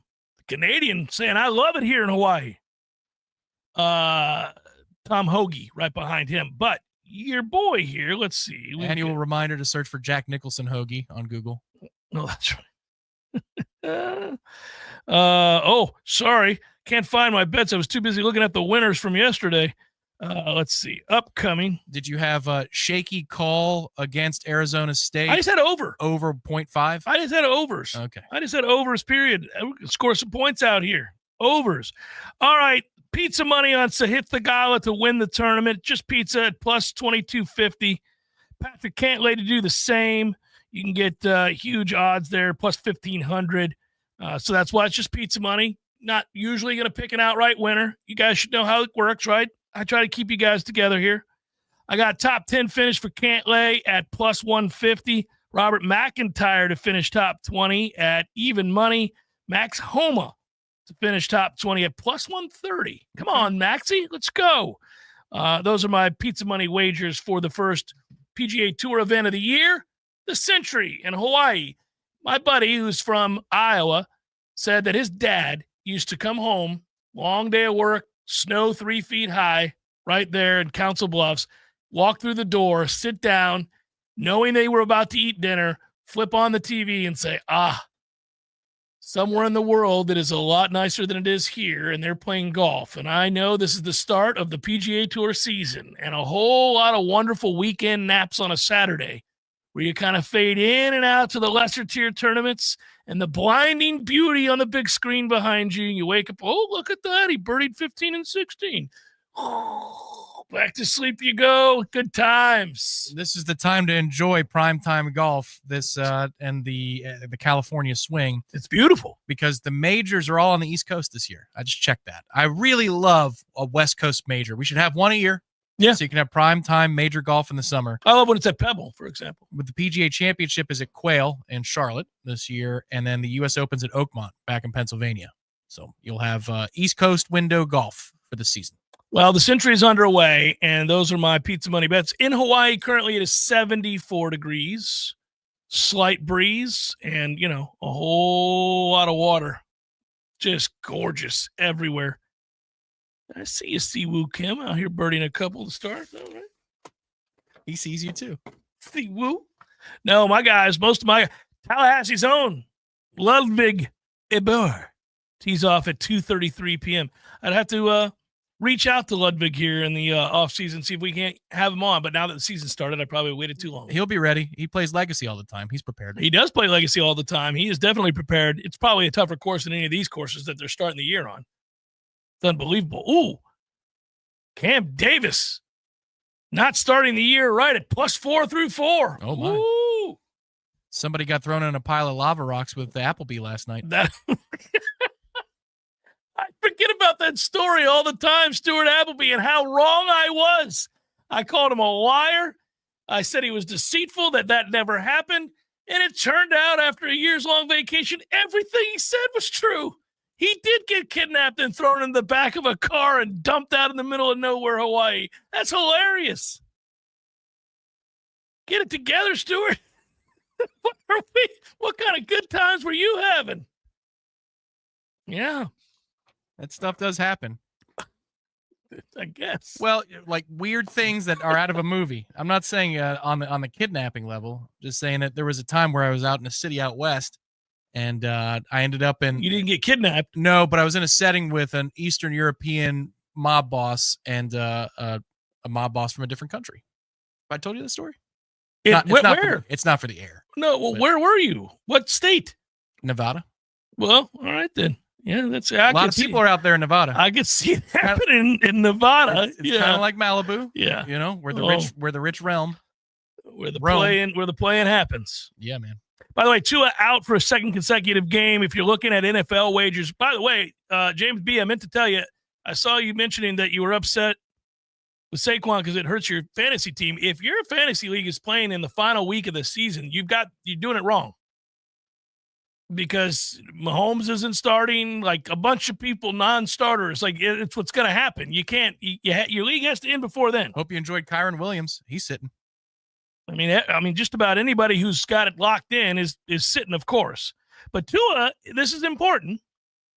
Tua's out a second consecutive game due to a hip injury. The Dolphins coming out this week saying, we insist it has nothing to do with the injured / surgically repaired hip that he had at Alabama. Okay. Sure. I mean, when he plays pretty well, save for that last game when they had to have it, and he cost him dearly. Those are the medical records he wouldn't part with before the draft, as I recall. Well, now he's out for a second consecutive game with the hip, and then obviously we know about the concussions. But there's a lot of, I would just say, check the weekend. I have to, because I'm taking a whooping from my mom, who just continues to pile on. I have to check what we did this past week, but I'm sure I lost because there were coin flip games, and I told you I lose every coin flip game. Or if not every one, I lose 2 out of 3 of the coin flip games. But this weekend features a bevy of coin flip games with a bunch of people not needing to win one way or the other, or if they do, it doesn't change their fortune. Now, the Bucs are in with a win. They are out of the playoffs with a loss. If they win, what gets interesting is because of what certain teams are choosing not to do, like the Rams, for example, not starting Stafford, means that the Bucs could somehow win the division yet again. That'd be 4 straight division wins, so that's not a miracle at all. That's just what they do. 5 straight playoff appearances, I might add, if they win. But I would point out, Tom, that if they win, the way it sets up, they could end up avoiding the NFC North and playing Washington, whom they've already beaten. Now, it wouldn't be easy, but they would get to play Washington again. And I'd argue that you'd rather do that than face say the Vikings. For sure, but the number on that game last I saw was 13.5. Bucks 13.5. That's too high. That feels like a lock the other way. New Orleans plus 13.5, right? Remember when we tried to, what was it at the end? Last year, Carolina. Well, no, but we tried to do this with the Jameis pick, didn't we? Oh, yeah. Oh, man. That was Lovie Smith's tenure. And we're like, you have to lose this game. What are you doing out here? We were smoking New Orleans, and then we pulled everybody, and Drew Brees led a rally, Thank and God. it was just enough. Yeah. I was getting there. The weird things happen with us in New Orleans. Well, and the final week of the year, we tried to lose in Charlotte last year, the final game. I remember that. I was at an indoor golf facility in Rockaway, just watching that game nervously in between 8 irons. Like, what are we doing? What is this? Guys? Yeah. Are you kidding me? It's gift wrapped. Well, we sure as hell didn't try to lose to Carolina last week. That was an ass stomping. Woo-hoo-hoo. Could have named the number. It's Jeff Cameron Show, 93.3 Real Talk Radio, Warchant TV. Your local news now. A pedestrian was killed in a traffic accident on Monday involving a semi-truck in Thomas County. The accident occurred on US 19 North and Egg and Butter Road at around 7:45 p.m. Deputy Coroner Tom Coram said when he arrived at the scene, he found a male pedestrian deceased. The name of the victim is not being released as the family has not yet been notified. Officials are still working to determine the extent of what happened. No other vehicles or people were involved in the crash. Tallahassee Airlines Silver Airways filed for bankruptcy Tuesday. They said the decision will allow them to secure additional capital and undertake a financial restructuring that will strengthen the company as a competitive airline. The airline expects the process to be completed by the first quarter of 2025. Tallahassee International Airport shared in a statement that they are aware Silver Airways has been struggling to remain current with the required payments at several Florida airports. This is Rachel Lene with your Real Talk 93.3 local news update, brought to you by Macklemore Systems, Tallahassee's go-to Mac store. Check them out online at MacklemoreSystems.com. This is meteorologist Paul Trombley with your Real Talk 93.3 weather update. Ample sunshine expected this afternoon with daytime highs approaching 60. Winds out of the north around 5 miles per hour. Clear skies tonight, lows level off around 36. Tomorrow, 62. Daytime highs approaching 57. Saturday, under sunny skies, 64 Sunday. This report is brought to you by the Lawn Johns. For all your landscaping and lawn care needs, visit thelawnjohns.com.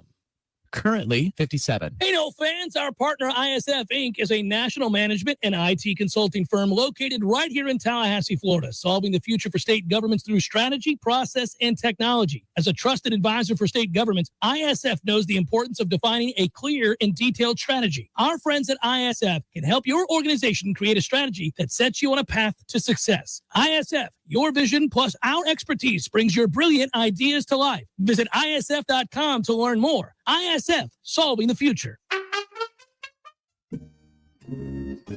There is no Bigfoot, Eddie. Would you stop with that nonsense? There's a Bigfoot, Jeff. I wish there were. By the way, I don't want you to point to me as the guy that takes all the fun out of the room. I wish there was the Loch Ness Monster. I wish there was the Bigfoot. I wish there was the Chupacabra. All the things. They're all mythical except for the Bigfoot. The Sasquatch. The Bigfoot? The Bigfoot. There's big feet. There's lots of them. So like different, breeds, like different kinds. There's like, families. There's different families. And, so there's if they're in the snow, you call them a Sasquatch. Or the Yeti, right? Yep, and then here in Florida, that's a skunk ape. And, I've never heard that one. By the way, why do you think it's real? We would have found them by now. They're the hide and seek champions of the world. Nobody finds the Bigfoot. I think you believe in Bigfoot. I do believe in Bigfoot. You don't believe. I believe in Bigfoot. Don't tell anybody you believe in Bigfoot. I would go look for Bigfoot, but he scares me. Gordo's, bringing the flavor and flair of Cuban food to Tallahassee since 1996. The Jeff Cameron Show is a production of the Warchant.com Multimedia Network. Check out Warchant.com today for the latest news inside Florida State athletics. That's Warchant.com. Now, back to Jeff on Real Talk 93.3. We'll see for Florida State how many more. I was asked this over the last 24 hours, 48 hours or so, how many more offensive and defensive linemen they're going after. The Luke Pettibone kid who's in town today has already agreed to come to Florida State. We've talked about that. So, but I would assume there will be more. I mean, I think there'll definitely be more. I hope so. It seems to me that you would want another 3 offensive linemen. Find it interesting that 2 minimum skill position wise, they're also doing the same thing. They've got a running back in there today. They're still looking at multiple receivers. You already mentioned one, but they're looking at 2 or 3. Now, I don't know how many they would take and, what kind of budget they're working with, but you do have some young skill position players at running back and receiver, and you've already brought Deuce Robinson in. You go grab another running back that's got a ton of starting experience. I mean, between that and Chroma, you're kind of bookending and squeezing people out in the middle. Interesting stuff. On the lines, totally understand it. Linebacker, totally get it. Some of these positions, I'm thinking, you're not done there? Oh, okay. All right. Well, I'm surprised by it too. I, again, feel like the running back room is fairly sizable and need not be expanded. I don't know that there's anybody else you need to bring in right now at running back. Unless you're done with some kids and you're going to let them know over the spring semester. But, the deadline's passed to enter your name in the portal, so they're here. Yeah, I kept wanting that list to grow, both of the incoming and outgoing. I was fine with most of it. Now, again, there's always a couple players like, ooh, that one kind of stings. Wish he hadn't left. And it's 105 now. Yeah. Well, at least in theory, that's where it's going to be. Yeah. But again, I want to feel like you are almost fail-safe here with the lines of scrimmage. It's just you can't do anything. You really cannot function in any meaningful way with any degree of consistency if you cannot block even – to an average level, just to an average level. We couldn't do that a year ago. And it's not even like you're watching football when you see that. I'm watching Ohio State had 8 sacks last night against Oregon. 8. Dylan Gabriel's played 4 billion football games, and he got basically savvy enough in the second quarter to start to figure out, I'm going to have everything off platform. I cannot stand here. I'm getting killed. I'm going to kind of have to wing it. And for a brief period of time, as it turns out, there's a glimmer of hope because he wings it enough. They finally get a stop. They score, get a 2-point conversion, score in the second half, and turn it into a somewhat competitive football game, all because he has played a ton of football and just ran around. And then Ohio State said, it's enough of this, scored a touchdown. Thanks for playing. This is over. But it reminded me of how often we started games that way, where our quarterback, who's not nearly as talented as Dylan Gabriel, and you're going, this is over. You have no chance to compete because you can't block. The difference is we weren't playing Ohio State every week. I'll live with it. At some point, you're going to come across a team that just is deeper, bigger, stronger, faster. They're better than you. You're going to get whooped. It's okay. Season ends today. Got it. Dream ends today. But it shouldn't be against SMU's weak-ass defensive front. It shouldn't be against Duke. Shouldn't be against every team you face looking like, the steel curtain. It's very, very frustrating. So I just throw massive amounts of numbers at that situation, and surely you'll find 5 that can play. And I'm anxious to see how they play, too, because you have a new offensive line coach, new OC, new everything. Let's see how they play, and let's see which 5 are starting. There are a couple of the young kids that I do like. We'll see if some of them make it. The new position coach gives you hope that maybe 1 or 2 of them hit. And if they do, suddenly you have 4 transfers plus a couple of young kids you like, and that's how you create depth right there. You got more than a starting line that you like. Yeah, I mean, it's because I used to get excited about, and it's not that I'm not excited about Deuce Robinson or somebody like that, but it doesn't take many views before you get so disgruntled with the talk of skill position players. It doesn't take many moments where you just decide, well, what does it matter? I don't know. Maybe he's a great running back. Maybe he's a great wide receiver. We'll never know because they can't block. When you watch that, you're like, it doesn't matter to me. Now, I'd rather have a Deuce Robinson than not. I mean, you put that size out there and that athleticism, and you'd like to think that if you have a modicum of success running the ball, you set things up for a guy like that, and he's got tools to really hurt somebody.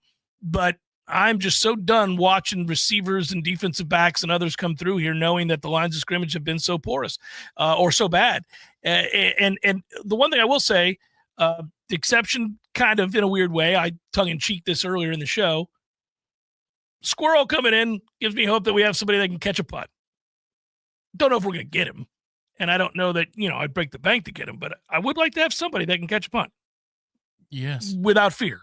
And then maybe actually do something with it. It'd be great. Oh, gain of 7. Look at that. He caught it at the 37. The bar is low, Tommy. We've got it on the 44. What? Can you imagine a possession starting on the 44? Well, last year, any good fortune we may have had in those moments that came and went, it didn't make a difference. It was just you got the ball and you were 3 and out.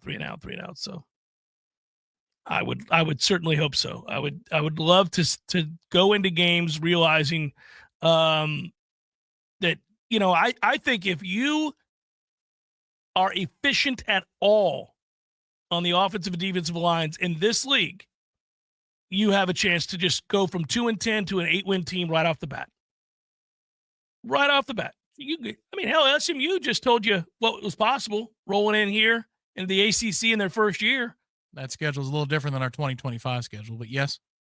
But I'm saying they just showed you what's possible, even though you may not do the same sort of thing. I mean, yeah, we have Alabama. I got it. And you have Florida at the end of the year. And we play Clemson, Miami every year in conference. They got to dodge both of them. But they did. They did. There's no doubt. But they did play us, and they did beat our ass. And, you know, I mean, I just it's possible to just have an average season. Like, that should always be the floor, that you go 8-4. Like, after you have back-to-back 8-4 seasons, you can start talking about firing the coach. But we have to get to that place. Yeah. Right now, we're not there. We're close, Tom. It's going to happen quick. Just like 3-9 turned into 10-2. You know, we have 13 wins the year prior, and you think that means you're going to average a 10-win season, rolling 2-year average, but we're at 7.5 now. We're averaging 7.5 wins over our last 2 seasons. Yeah. Yeah, 2-10 does some damage. It does. It's a little bit like a 5-putt. Yep. It messes with the averages a little bit, doesn't it? It's a little bit like a 5-putt. That's a tough one. Ernie L's #1 at Augusta. That's the infamous one that you hadn't seen until years after. I showed you that for the first time a year or two ago. You said, what? I heard about it, but I didn't watch it. Oh, yeah, he misses a bunch, and they're all within 2 to 3 feet. It gets hard to watch. It is. It's really it's a shame. Yeah. I like him. That's a tongue-in-cheek thing. Yeah, that's a lot to like about Ernie. It's a shame. You're like, ooh, what do we? Oh, he's still going. But he actually handled it well. He did. He shot a good number. I think he shot 75. Well, I mean, yeah, I was gonna say it's relative when you throw up an 8 or whatever he threw. Yeah, but then you shoot essentially 1 or 2 under the rest of the day. That's pretty good. That's how you collect your nerves. I don't know how you shake a 5-putt. Thankfully, 2 is the next hole. It's an easy par 5. You know, now if you made bogey there with a 3-putt, you're dead. You're shooting 87. You know what I hope happens, and we're rounding out the hour here, but I read this morning. You always hear from the winner and the loser of these games. I don't want the theme, you know, Arizona State loses 39-31. And obviously there's a sense that they kind of, you have this. Listen, I didn't ask you this. We got so caught up in the non-call that we didn't talk about. There's a mistake. Dillingham and his crew made a mistake, a couple of them here. What, 4th and 15? Yeah. So you showed blitz, and then and then the penalty happens, and you kind of go, you can't stay in that. No, well, I'm watching the Skycast, and did they bring it up? No, Skycast has no analysis. I just love it.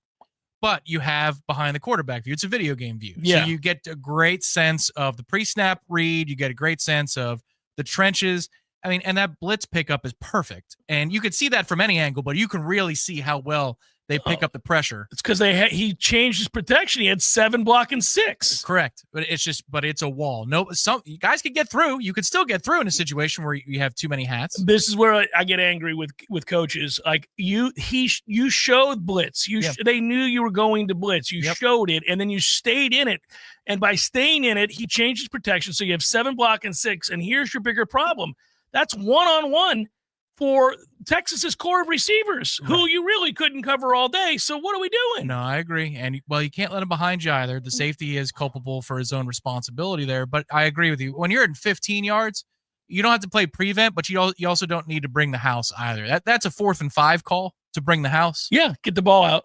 4th and 15, you don't have to. Well, especially when you showed it and they caught you. Right, I mean, that's the other part of it that drove me nuts. That was one of the killer moments when the Bohica died with the 3rd and Kelly game. There were a couple of moments where we showed our hand, and then when the Bohica died. Yeah, 5 seconds go by, 10 seconds go by. We're not changing it. Miami's changing into another play because they know exactly what we're doing. Yeah, buddy. Who was around for when the Platinum Bohica died? I wonder how many of our audience remembers that as vividly as you do. I blocked it out. No, I remember. It was a tough day. I thought that Bohica was going to be a thing. People know it as 3rd and Kelly, but it's for us and for the people who really got into it. It's the day the Bohica died. That game was fully in our control. Hurtful. Yeah. But same concept. Showing your hand and then allowing somebody else to react to it. You and I were laughing together when it was Jameis against Notre Dame. Yep. 3rd down, Rashad Green. Yeah, you're like, you better check out of that. What are you doing? Yeah, that's the day I almost got in trouble in the press box. Because I said, that's your ass, like that. And it was their ass, though. That's your ass. Check out of it. He knows what you're doing. And it was that loud. I really should have brought it down a notch or two. I should tell you all about my friends, Tried and True Consulting. Of course, going to be a big year, banner year in town with my friends, Don, Joe, Rusty. You see there the QR code. 10% of the net revenue going to the Battles Inn for any of their profits, which is a really cool thing. They got an ad program. They got ad board program, I should say. They'll install that in your place for free. 55-inch television. If you got the wall space for it in your optimal business, they'll come in there and make sure that they showcase what you do as well as many others. Dental office, medical office, something like that. Could be a car dealership, something like that. Give them a call today. I would let you know that these guys have really become great partners. 844-464-6653. That's 844-464-6653. Final hour forthcoming. Stay with.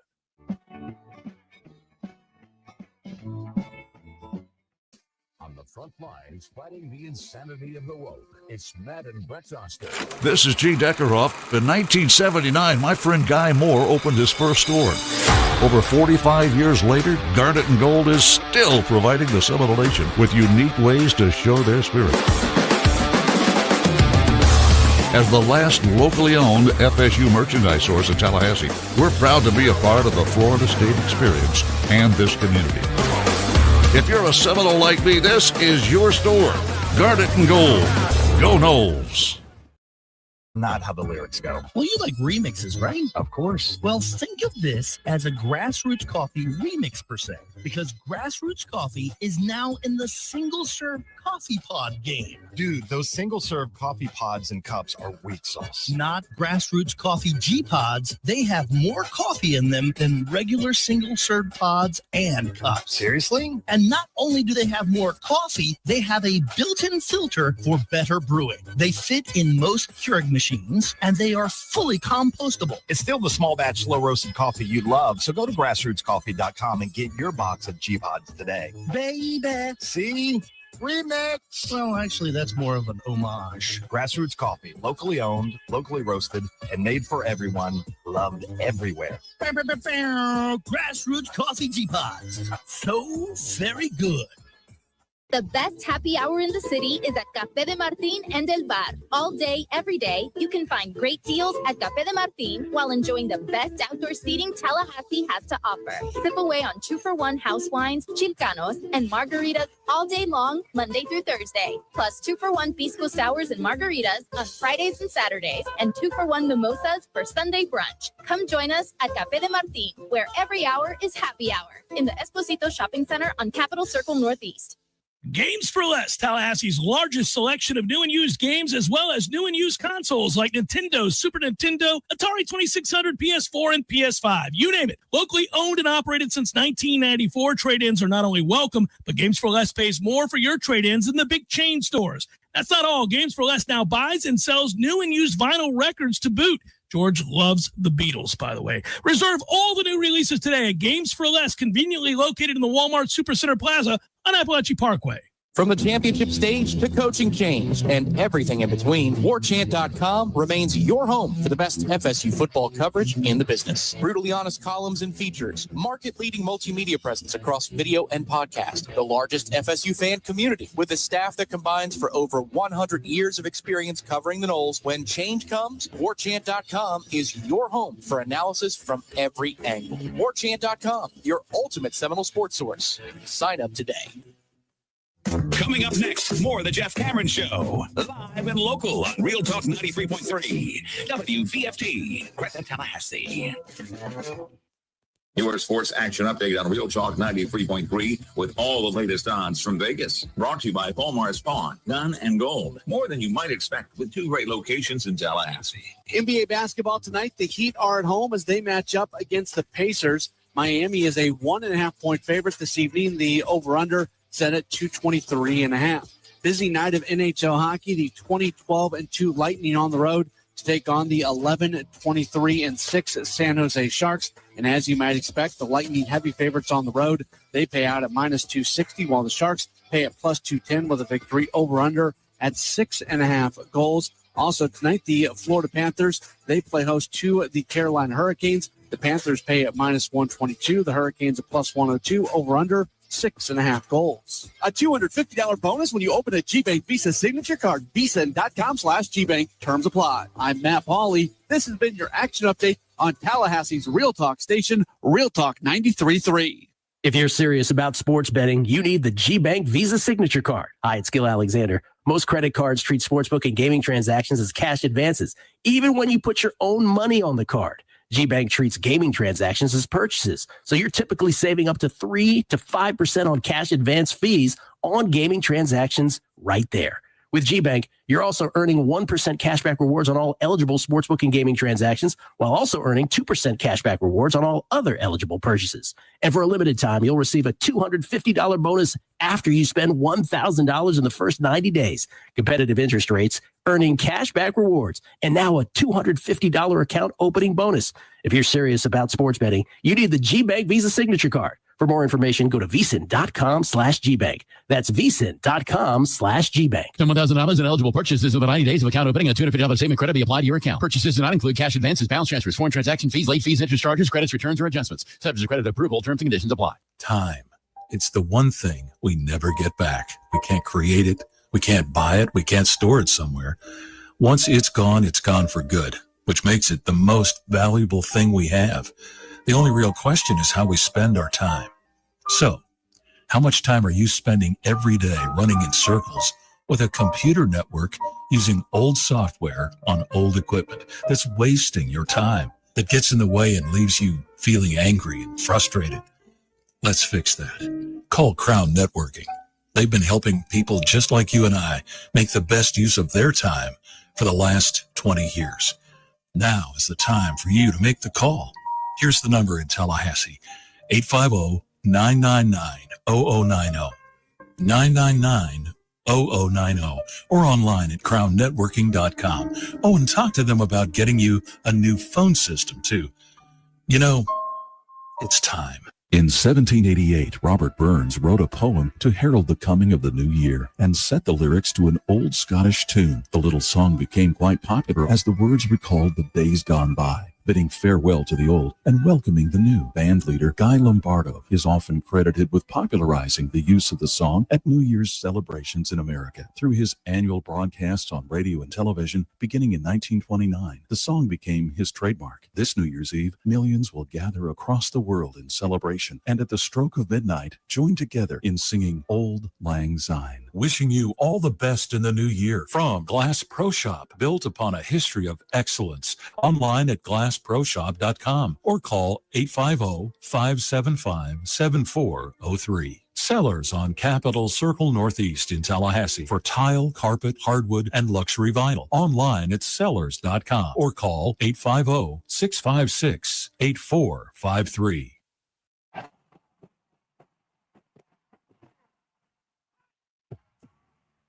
Live from Florida's capital city, this is the Jeff Cameron Show, brought to you by Orange Theory Fitness on Real Talk 93.3. Now, stop what you're doing and listen closely. It's time for the Jeff Cameron Show in 5, 4, 3, 2, 1.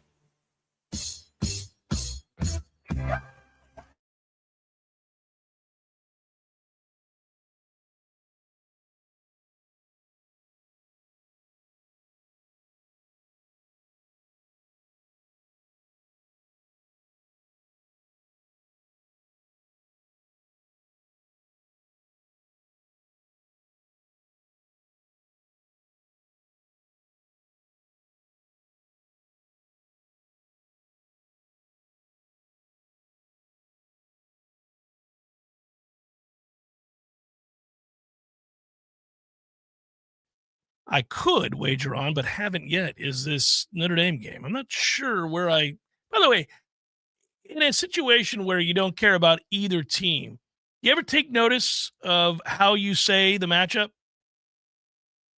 Georgia versus Notre Dame or Notre Dame versus Georgia? Yeah, usually it's the easiest path for syllables to agree. I agree with that.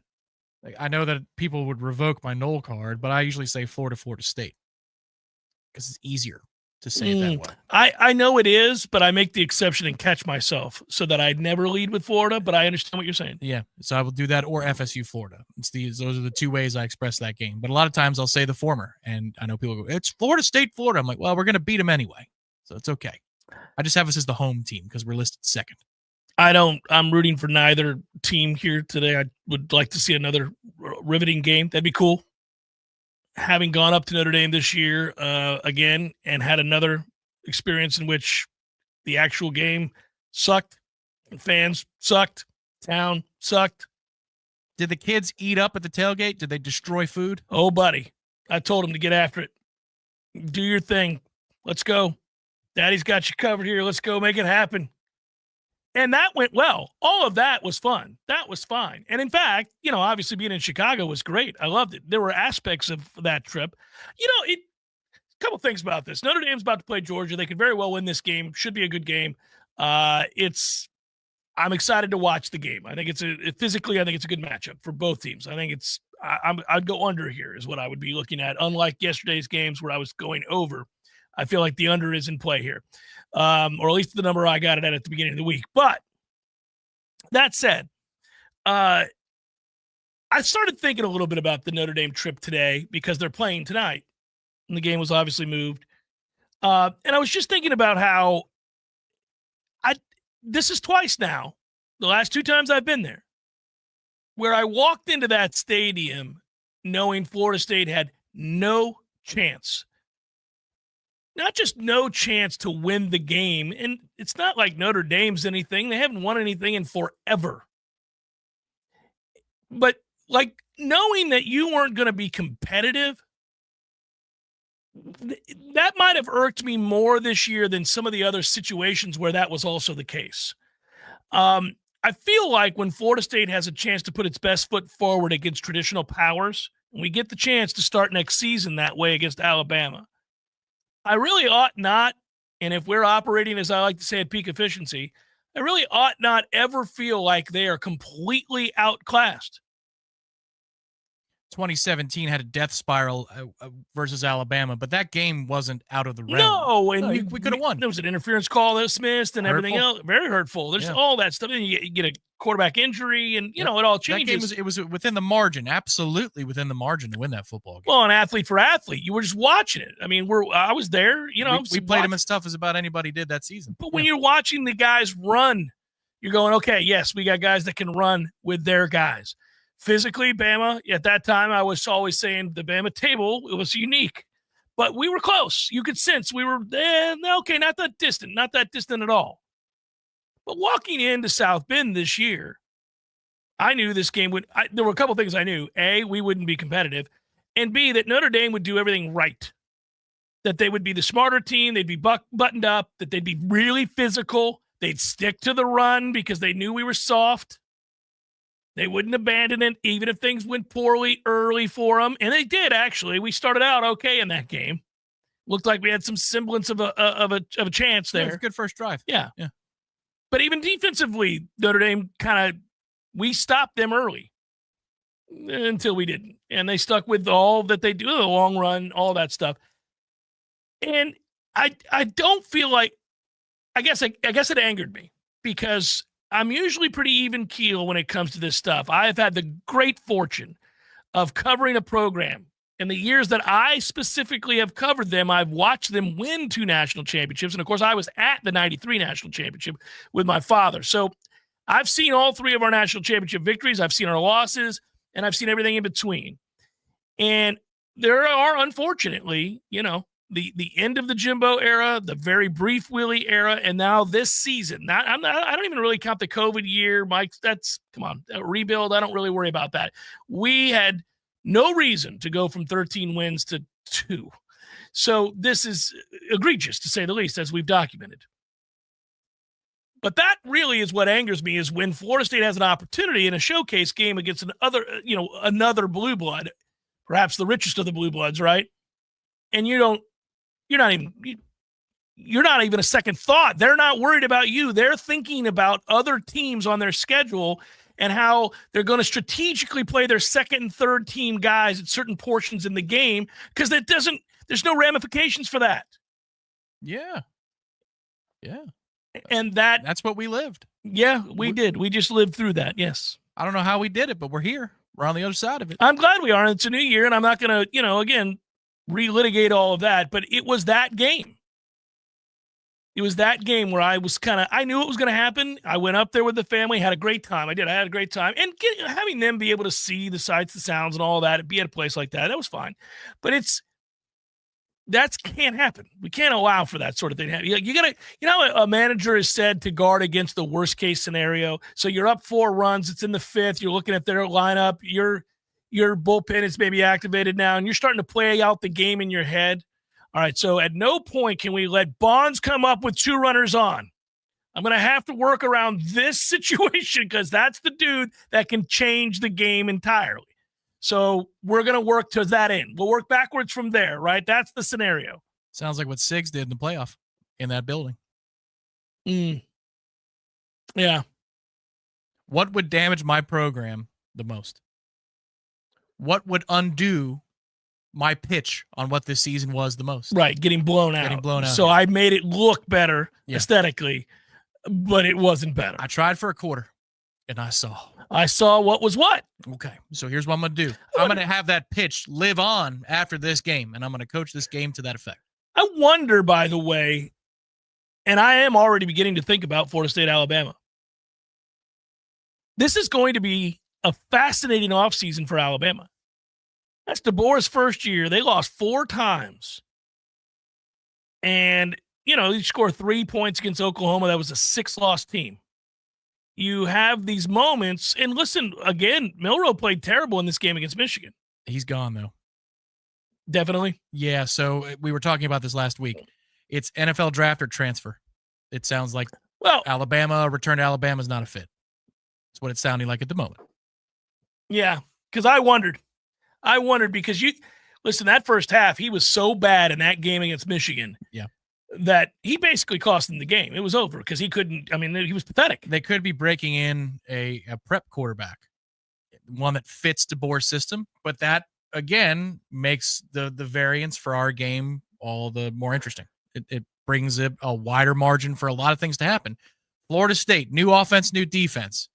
Alabama, first year with the new offense, the way that DeBoer wants to run it. That could be a sloppy-ass game, which I will take right here, right now. Give me a slop fest that's 17-all starting the 4th quarter. Sounds good. I'm not surprised to hear you say that is the whisper now, because it makes more sense. Look, he had 3 first-quarter turnovers, 2 fumbles, and an interception, and when he's bad, he's terrible. And I get it if you're an Alabama fan, and I generally think this is true about bowl games generally. I don't use them as a device to portend future results. I say that all the time. And in this era where so many guys do sit out, it's awfully hard to know what to make of certain bowl games. But Michigan didn't have their 5 best players on the field in that football game, including, a first-round pick at corner, defensive tackle, like important positions. And they were double-digit underdogs, and they get that win against Alabama, who sure looked like they were trying at the end of that game. So, that's interesting. And to play that poorly at that position in particular, I wondered if they'd go and go a different direction. I just think that game could be a lot. It's a lot for us to try to figure out in the offseason because we've got such radical changes. We don't even know our roster yet. The undertaking is overwhelming what they're trying to do here, but I'm not willing to concede much just yet. I think Alabama's transitioning, and they're also doing so from a place of, at least from a fan base, pretty angered group. Yeah, they'll be rolling in here. There'll be some noise in the system, is all I'm saying. We better start this one right. If we don't start, I mean, come on now. You lose to Florida State to start the year? Well, they have had 16 consecutive double-digit win seasons until year one under DeBoer. He's not the guy. Well, I mean, it's year one, and my man is the first to undo. Like, remember when all the records started falling for us? And we're like, oh, man, what's going on here? Is our bull streak over? What's going to happen? And if it's a brand new quarterback, that atmosphere is going to be second to none, especially when you consider all the new corporate seating right in the middle of the field. Oh, man, that's really what that adds is going to to the add lore, so much buddy. noise. You wouldn't believe it. You wouldn't believe it. You almost don't believe it. I don't believe it. You ought not. I am anxious to see what it looks like.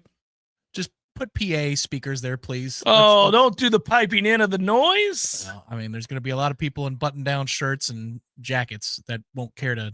I don't know, man. That for the Alabama game, that'll be loud. Even the stuffy, sophisticated corporate types, pseudo-sophisticated corporate types will be lubricated for Florida State, Alabama, don't you think? Put down the brandy, Richard. They're about to kick off. I'm telling you, I think they'll be pumped.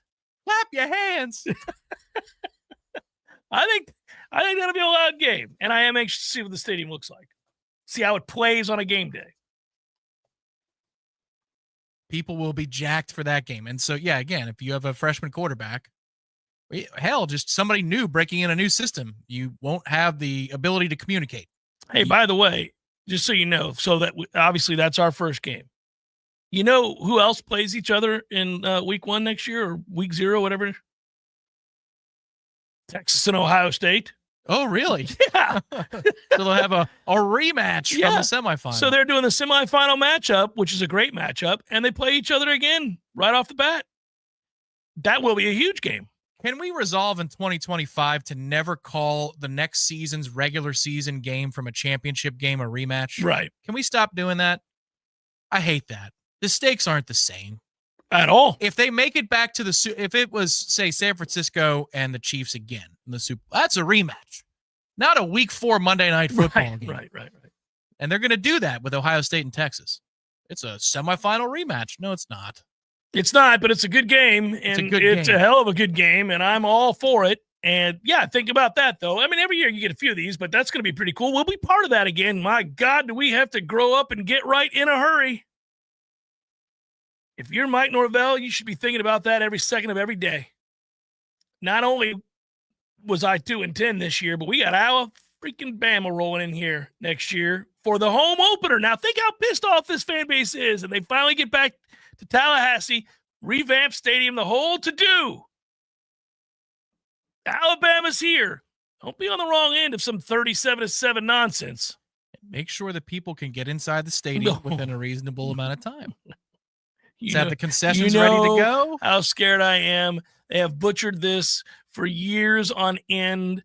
I mean, at a time where everything should be so much easier. It's digital. It should be so much easier to show your ticket and get in. Instead, I long for the days of actual tickets. Just go, here you go. There's the damn ticket. Tear it and let me move. I'm going to rip it. Beep. Oh, it's not working. Beep. It's not working. What, 6 people? What are we doing? It's not showing, Martha. That is the worst. Can you zoom in on your phone, maybe? Turn up the brightness on your phone. Turn up the brightness. Just go anywhere else, and you'll see how efficiently this is done. Anywhere. Like big cities where, it happens. Beep, beep, beep, beep. People are rolling on a big river. I would hire either the person that's in charge of Madison Square Garden. It's the easiest thing I've ever seen in my life. Or Amalie Arena. Yeah, that one's good too. Really good. I mean, I see that long line when you go up the steps to go into the building, and you're like, oh, this is going to take forever. No, it's not. It's going to take mere seconds. I was going to say the pre-customs leaving Ireland to come to the United States. Whoever thought that up is a genius. That's the pre-customs customs. Yes, before you even leave Dublin. Yeah. You're done. You're in, you're out. It's a queue.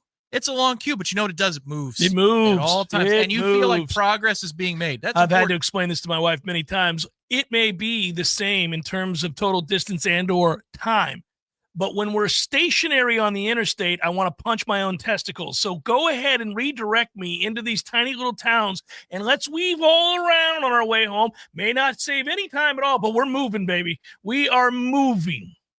You could have entertainment value. It's like you go to the theme parks and they have all these things on the lines now to keep your mind occupied. They should. So there's a Toy Story game ride in an MGM Studios, Hollywood Studios, and they have Mr. Potato Head, Don Rickles' voice, doing jokes, and it's just a giant Mr. Potato Head. Yeah, it keeps you occupied.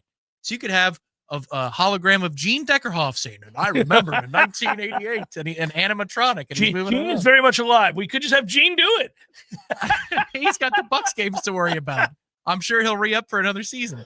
Oh, yeah, man. you could have an animatronic Gene. And here's where we were, at the 36-yard line. Left to right.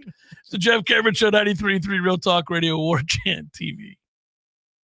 If you are even thinking about buying a new car or truck this year, right now, today is your absolute last chance to enjoy unheard of savings on your next car. It's the final hours of a massive automotive liquidation. People have driven hundreds of miles to experience the savings. What are you waiting for? Your car just got a year older. All sales final. No reasonable offers refused. First come, first served.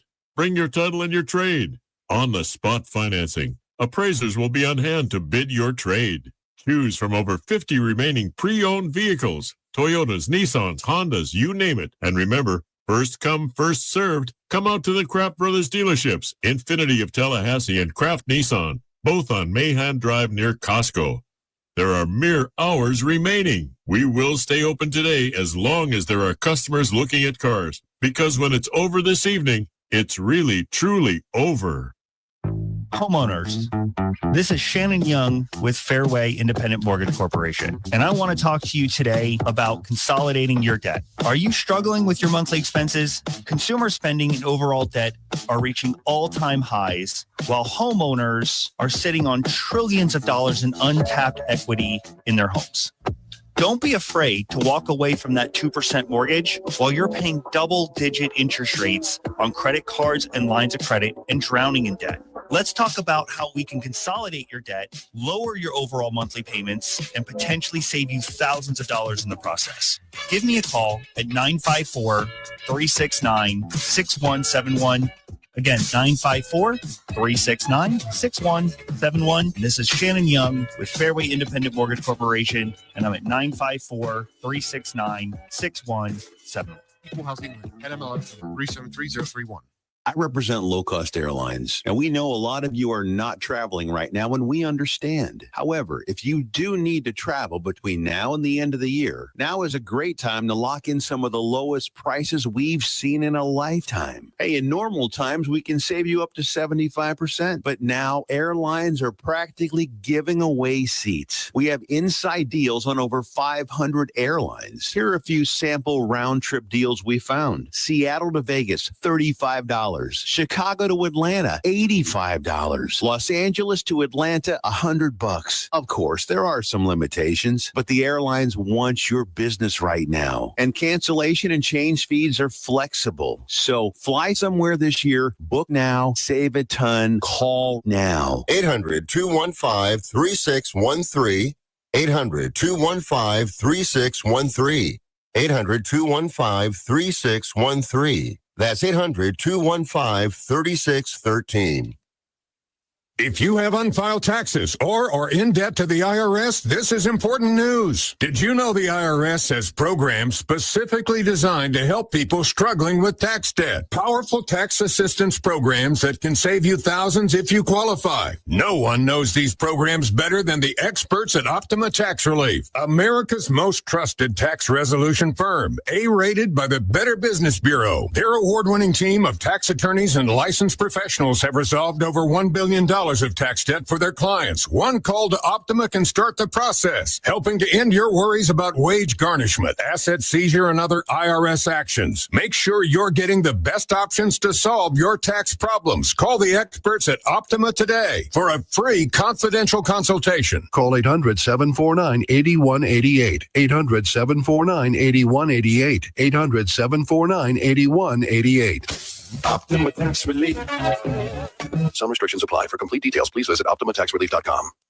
The Jeff Cameron Show is a production of the Warchant.com Multimedia Network. Check out Warchant.com today for the latest news inside Florida State athletics. That's Warchant.com. Now, back to Jeff on Real Talk 93.3. Man, we are not that far removed from Florida State baseball being back on the diamond. And per your lead, Tom, I think it was like a week ago. It was 50 days away, so we were 43 days away, somewhere in that neighborhood right now. It's time. That was a fun season, buddy. Yeah, I'm pumped for it. I'm ready to be back in the cozy confines. I'd like to see that stadium improve very much at some point, but yeah. At least it's cozy for now. Yeah, it's amazing how approach at the plate, how much impact that had on the way I viewed the game, the way I viewed the program last year. It didn't have anything to do with the arms, and they were fun to watch. Don't get me wrong. And we had some really good ones. And I remember actually on a couple of Tuesdays where I texted you from up there. I was like, man, we got kids with some stuff. Yeah. That's fun, but it's more satisfying to me. What got me fired up to, log into the ESPN Plus stream of these games was the approach at the plate 1 to 9 in the order. It was professional. And everybody had gap to gap at minimum power. Not everybody had 400-foot power, but everybody could get you a double if you needed a double. It was a grind for the opponent. And it's like a good running game. Those at-bats were works and just pitch after pitch after pitch. God, it was phenomenal to watch. It's going to be hard to live up to that this year, but I can't wait to see him try. Yeah, I'm the same way because I do think the approach is not going to change. How he builds a program will remain steady, and what that will result in, I think, is consistency, not just of effort, but obviously the success year over year. I think, it's funny when you hire new coaches in any sport, and, they'll be doing that soon enough for basketball. I mean, I hate to say it while we're in season, but we all know Leonard's at the end of his career here. And there's not a lot of hope for Florida State basketball right now, not just because of the sad story that we just read about, but because there's not an investment in Florida State basketball right now. You get the sense that the university is hands-off indifferent about Florida State basketball right now. At least that's the sense I get. And that's unfortunate. You're allowed to be good at basketball while being good at football and baseball. You are, but we know they're all in on football right now, and they have to be. They have to be. They've had so many projects, so many things going on. But we just went through it now with this coaching staff in football. And while I understand the circumstances necessitated it and it wasn't ideal, it does give you a shot in the arm to think about the possibilities when there are new voices in the room, new sets of eyes, taking a look at the product and the way you go about your business. Obviously, they're introducing new schemes. So there's a lot for us to kind of just look forward to. We may be apprehensive. We may not feel like this is a team that's going to go out and win 10, 11 games next year. But we also know that college football can be described currently as you never know. And so, we just saw back-to-back 3-9 turn into 10-2, meaning Arizona State. We just watched Indiana, who's been nothing forever, make the college football playoff, SMU do the same, et cetera. So we know that things can change very quickly in the age of unlimited transfers. And even though we don't like the process, it does a little bit like the NFL, give you hope. You could be a last place team one year and a wild card team the next.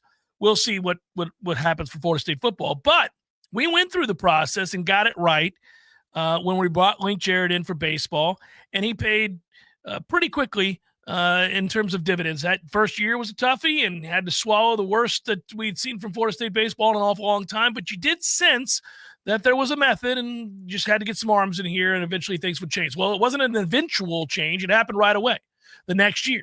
And Florida State rightfully returned to a place of prominence and elite level baseball. And now you know that, hey, it's going to be tough to replicate an offense that was that deep, of which you just described, those at-bats, that power to all fields, the kinds of games we witnessed. But I do think we know the baseline has been raised quite a bit, and Florida State's going to be good. It's a matter of whether or not they'll be great.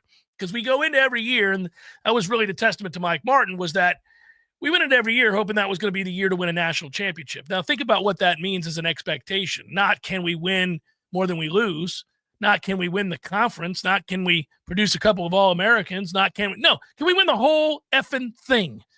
I think we're back to looking at Florida State baseball that way. I think we're going to go in every year and go, well, got some unknowns, got some guys I'm not sure about, got some returners that I'm really excited about, but I know that the way he coaches, the way he recruits, the way he prepares, they're going to be in a position to win a lot of games, which means they're going to make the postseason, which means they might be good enough to win the whole effing thing. And I want to get back to certainly feeling that way about football sooner rather than later, but we're going to be doing this with basketball soon. And I will be curious to see whether or not we're out from under the weight of this lawsuit and all of the changes with the stadium and the campus and the facilities and all of those things. I mean, I thought I could be patient, and I still can, knowing that these are long-term projects, but you don't want to stay in limbo for long stretches at a time when one of the money-producing sports is itself in limbo. And so I'll be curious, because that's the only way you can bring in a name for basketball is if you have some certainty about you. You're in the Big Ten. You're in the SEC. You're in eating from the money trough. You've got a handle on your finances. You're no longer involved in 16 different things. Then you can push your chips in, but as it stands now, you feel a little bit aimless, rudderless on that front, and it sucks. Well, aimless because you're aiming at too many things at one time. Right. You know, did you have to build the football-only facility at the same time as you upgraded the stadium? Was it falling apart to the point it was going to be condemned? Or did we, maybe it was, maybe we did need some of these things to happen at the speed that they were. It's just two concurrent projects along with a lawsuit that is for your very existence as a big-time athletic department. It's a lot. And it is a lot. That's to say nothing of the era of college football that we live in that's transforming from a player personnel perspective, the era of college athletics that we're living in now, where we do have to worry about, baseball is going to expand to 35 scholarships or whatever it is from, 14. Used to be a decimal. It was like 14.1. Oh, yeah, well, 11.2 or whatever. 11.7. Yeah. Okay, so now you're up to 35 scholars, but you still, if you want to get good players in here, you have to worry about NIL there as well. It's not going to be the same level of pay, but you can't pay nothing. So these things, they persist. All of these hurdles persist. And it would be a lot if you weren't building a football-only facility and fixing up your stadium from the 20 to the 20.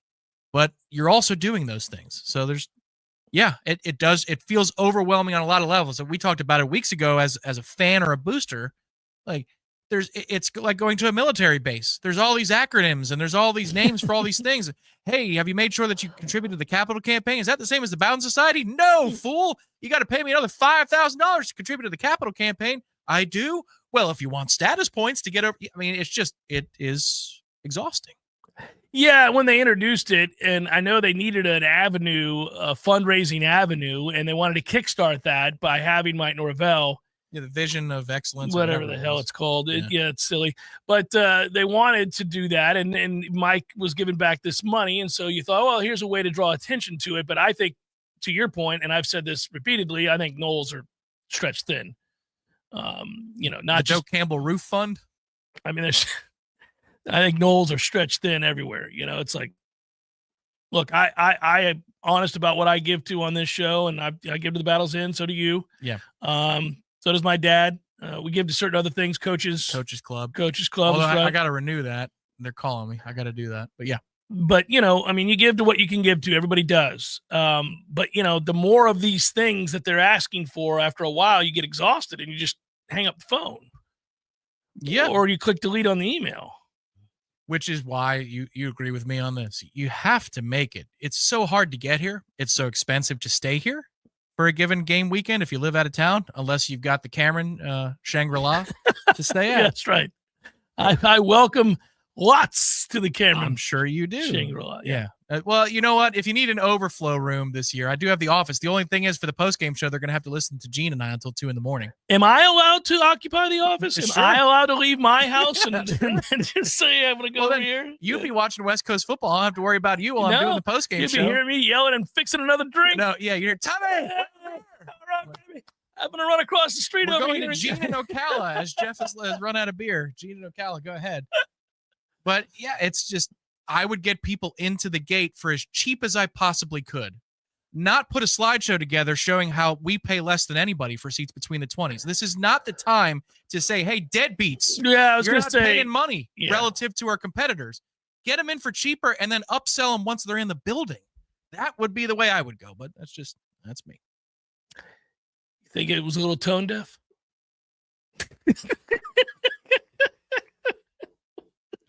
Jeff Cameron Show, 93.3 Real Talk Radio, Warchant TV. Your local news now.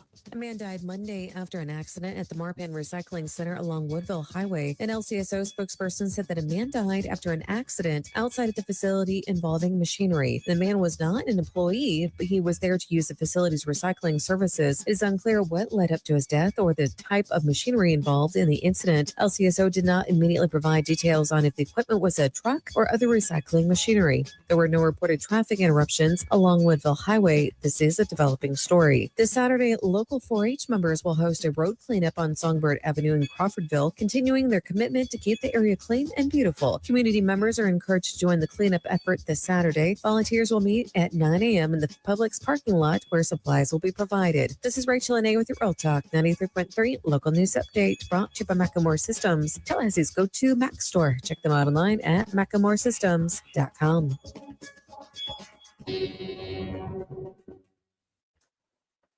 Weather forecast with Danielle Kelly. Happy New Year, everyone. Colder air arrives with potentially colder air set to arrive next week. Highs in the 50s and 60s with lows in the 30s and 40s, but staying sunny. Tonight, mostly clear, low of 37. Thursday, mostly sunny, high of 62, low near 40. Friday, slight chance of a shower, partly sunny, high near 60. From Real Talk 93.3, this is Danielle Kelly.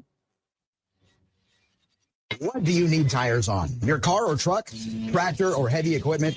At Nice Tire and Auto Service, we have tires for all these needs. And we service your vehicle from air conditioning and computerized alignment to oil changes and everything else under the hood.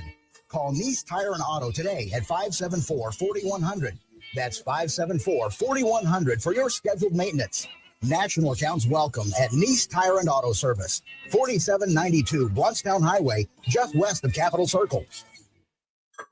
Hey everyone, it's Ted from Consumer Cellular, the guy in the orange sweater, and this is your wake-up call. If you're paying too much for wireless service, you don't have to keep having that nightmare. Consumer Cellular has the same fast, reliable coverage as the leading carriers for less. And for a limited time, new customers receive their second month free when they sign up and use promo code SECONDFREE by January 26th. So why keep spending more than you have to? Seriously, wake up and call 1-888-FREEDOM or visit consumercellular.com. Taxes, fees, and other third-party charges will apply. See website for additional details.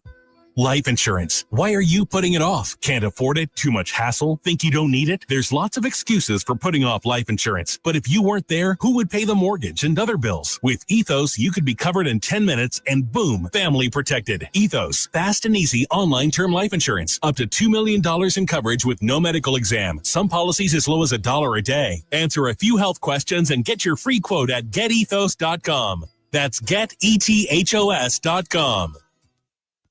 The Jeff Cameron Show is a production of the Warchant.com Multimedia Network. Check out Warchant.com today for the latest news inside Florida State athletics. That's Warchant.com. Now, back to Jeff on Real Talk 93.3. All right, P. Simpson come flying in here with is the baseball team going to have any NIL issues with the sorry-ass reject collective? Please, let's hope not. He's talking about Rising Spear. That's funny. Well,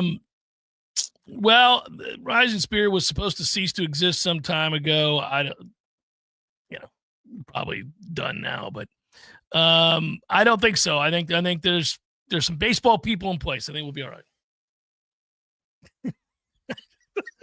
I hadn't checked the chat in like 40 minutes, and I went in there. That's the first thing I saw. I was saying to myself, "Oh, what did he see? What did he see? It must be a good." Oh, all right.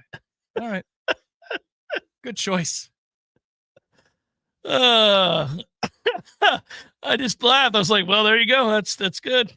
I think this whole situation just feels like one big fire in a concert hall. I don't know. Oh, buddy, we're not starting off the new year that way. Although that ended up having legs and people added to it. It was great. We ended up meeting somebody that had actually met the man who, hey, maybe you can book an interview, was the spark. Oh my God. Why did you do that? Why did you do that? Because I was kind of playing off of when you first screwed up when, what was it that made me laugh? Oh, I know. You said, you said something like the fire. I couldn't believe it. And I was like, you're like, excuse the expression, like he's gonna say it. Yeah. You know how it goes. This is a very, your brain has to process fast when you're on the air and you're looking for synonyms or alternatives. And then eventually after the 0.6 seconds go by, you go, well, I have to commit to what I have. And what I have is he was on fire or whatever. Yes. Pardon the expression. Yeah. Well, that was my favorite part of it, is you drew attention to it. Oh, man. I was like, yes, he's going to go there.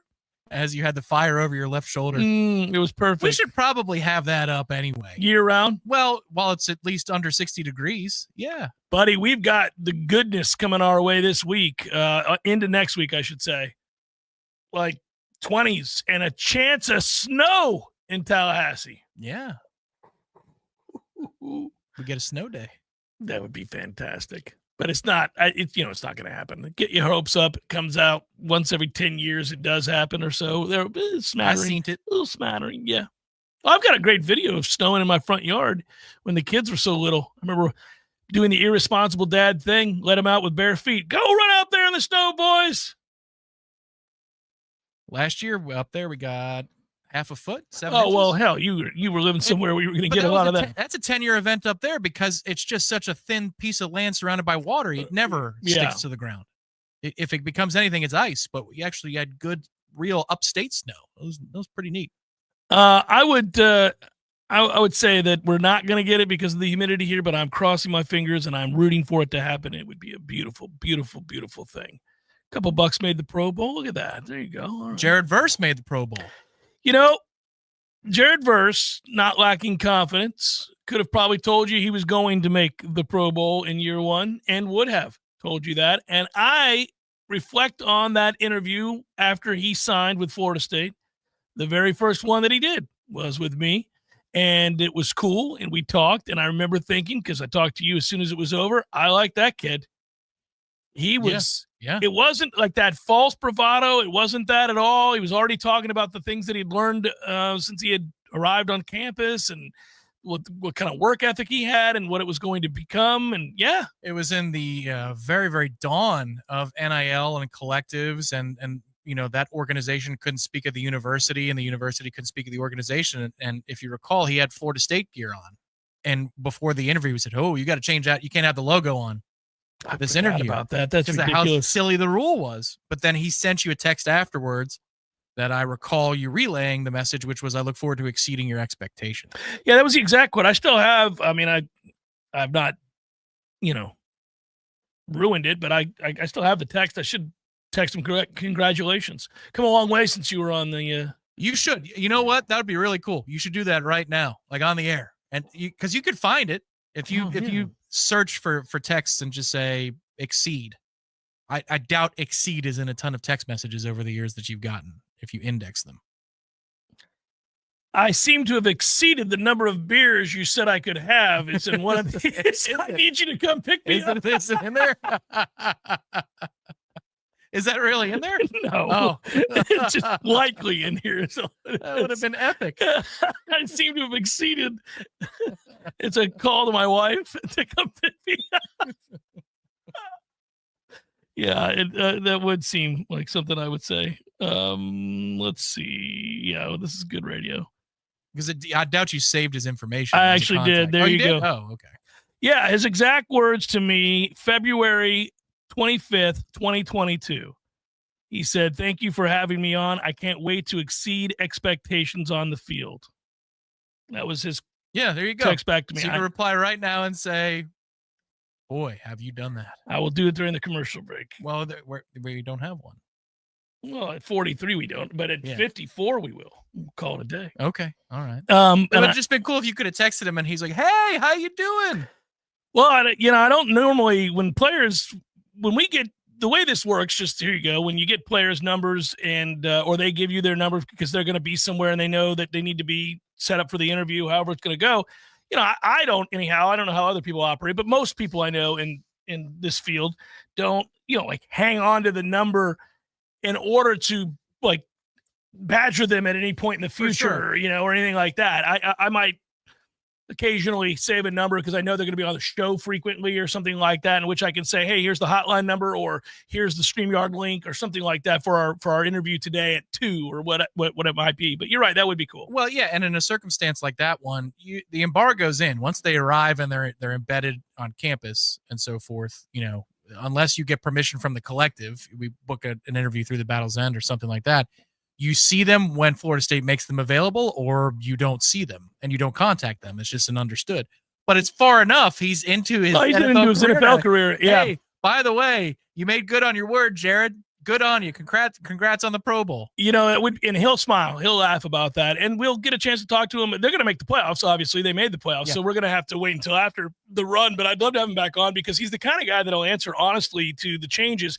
And I think there's not much better than talking to a player who, is, obviously very confident and successful, but also somebody who's very honest about what they've encountered along the way and their journey and all that. And they'll admit to, I didn't expect this, but I did expect this. And like the insight you get from those guys who've made it to that level and to have succeeded at that level, it's crazy. I would love to know, think about this as a kid. Again, most of the guys that end up having a huge impact, both in college and then rookie first 2-year player in the NFL, are guys that were always dominant players, meaning they were their high school's best player in all likelihood. They were their middle school's best player. They always, the few guys that I played with that went on to the NFL, I look back now and think to when I played with them and I was like, well, yeah, they were awesome then too. They were the best players on the field every Friday night when we played, or every, when it was, I go way back with William, but he was the best running back when it was called junior midgets back then. I know it's not called that now. He was the best running back on the field. Everybody knew it. You're just like, that kid's a monster. My point of bringing that up is this is a guy that went to Albany. This is a guy who was a tight end who, could not have known in that moment that he was going to be an all-world defensive end, that it was going to transition that quickly. And not only did he make the Pro Bowl, he's going to win Defensive Rookie of the Year. He's going to win it. If you look at the live odds right now for NFL Defensive Rookie of the Year updated on January 1, he's minus 1,000 to win it. It's a lock. Mitchell from Philadelphia is the second at 9-1 plus 900. So he is just far and away. Yeah. It looks like a prize fight. That's an exhibition type of odds. Minus 1,000 to win NFL Defensive Rookie of the Year. Unreal. Well, what I think is cool, though, is that, A, he always believed in himself, but B, man, once he found out for certain that he was, in fact, really good, he played with a certain bravado and brashness that could get under your skin if you had to go up against it every day. But I think it did, in retrospect, inspire people because you look at that defense 1 year to the next, and I understand they lost a lot of guys, but man, that was a dude who I'm sure they felt very good about going into battle with. He was game day relentless. Wasn't always relentless in practice. He had his moments. He'd pick his spots. He could dominate drills. He was given time off. Yeah. Yeah. Well, yeah. Which I think will change. That will change because he clearly did the hard part and the individual stuff. He was mature enough to take care of what he needed to take care of on his own. And it's like anything else. There are some college courses these days that will let you, fewer and fewer, but they don't care about an attendance policy.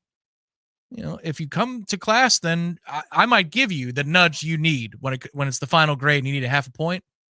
You're here every week. You're here, three classes a week every week. All right. If you just show up for midterms and finals, I don't know who you are. Congratulations on being half a point short of the grade. Right. But it's all about doing stuff on your time and being mature enough. Clearly, we had some guys who did that. And that's why Mike Norvell, after about week 3 of this season on a Monday press conference, said what he said. I'm asking these kids, are you willing to put in the work outside of the building that you need to? Well, I always wondered, though, in that moment, because I do you think that's specifically what he was doing? It was a red flag to me in the moment. I know. Yeah. In the moment, I thought, ooh, I don't like that because you're telling the media, because Mike never does that. He hardly ever opens the door other than, here's what I said to them in the post game. He doesn't tell you what he's thinking in a Monday meeting or a Tuesday meeting. He says, we had a good meeting, we cleaned some stuff up, whatever it is, and they move forward. That you're willing to go to the dais and speak to the media, a man who chooses his words very carefully, and say, I'm challenging these guys to do more outside of practice, outside of mandatory meeting rooms. Yeah, man, that's a big deal. I think part of it was to let people know that obviously he wasn't sitting idly by while this thing was unraveling before our eyes. Like, I think he wanted people to know, no, I see it. I know this is that bad and unacceptable, and I'm challenging my guys. But you think it was revelatory in the sense that he knew they weren't. Yeah, it's a delicate way. It is. It's a delicate way because he's very PR conscious, which we were on him about last week. But it's his delicate way of saying these kids don't put in the work. I don't love their ethic. Well, yeah, and you know what? You can talk to coaches everywhere, and they'll tell you that teams are often very, very reflective of their coach. And that's what's weird is that disconnect, because Mike does work hard. Like, I'll vouch for that. He does work extremely hard. It's why it was odd to see. It means you had a poisoned locker room. You had a problem in your locker room because most teams do reflect their coach. That's why when things are going well, the players sound exactly like their coach when they're interviewed. It's annoying. Like, you don't get anything real. It's when we were really good in 2013 and 2014, 2012, 2013, really, you began to see the transition. Listen to the players. Every time you ask them a question, they sound like a miniature version of Jimbo Fisher.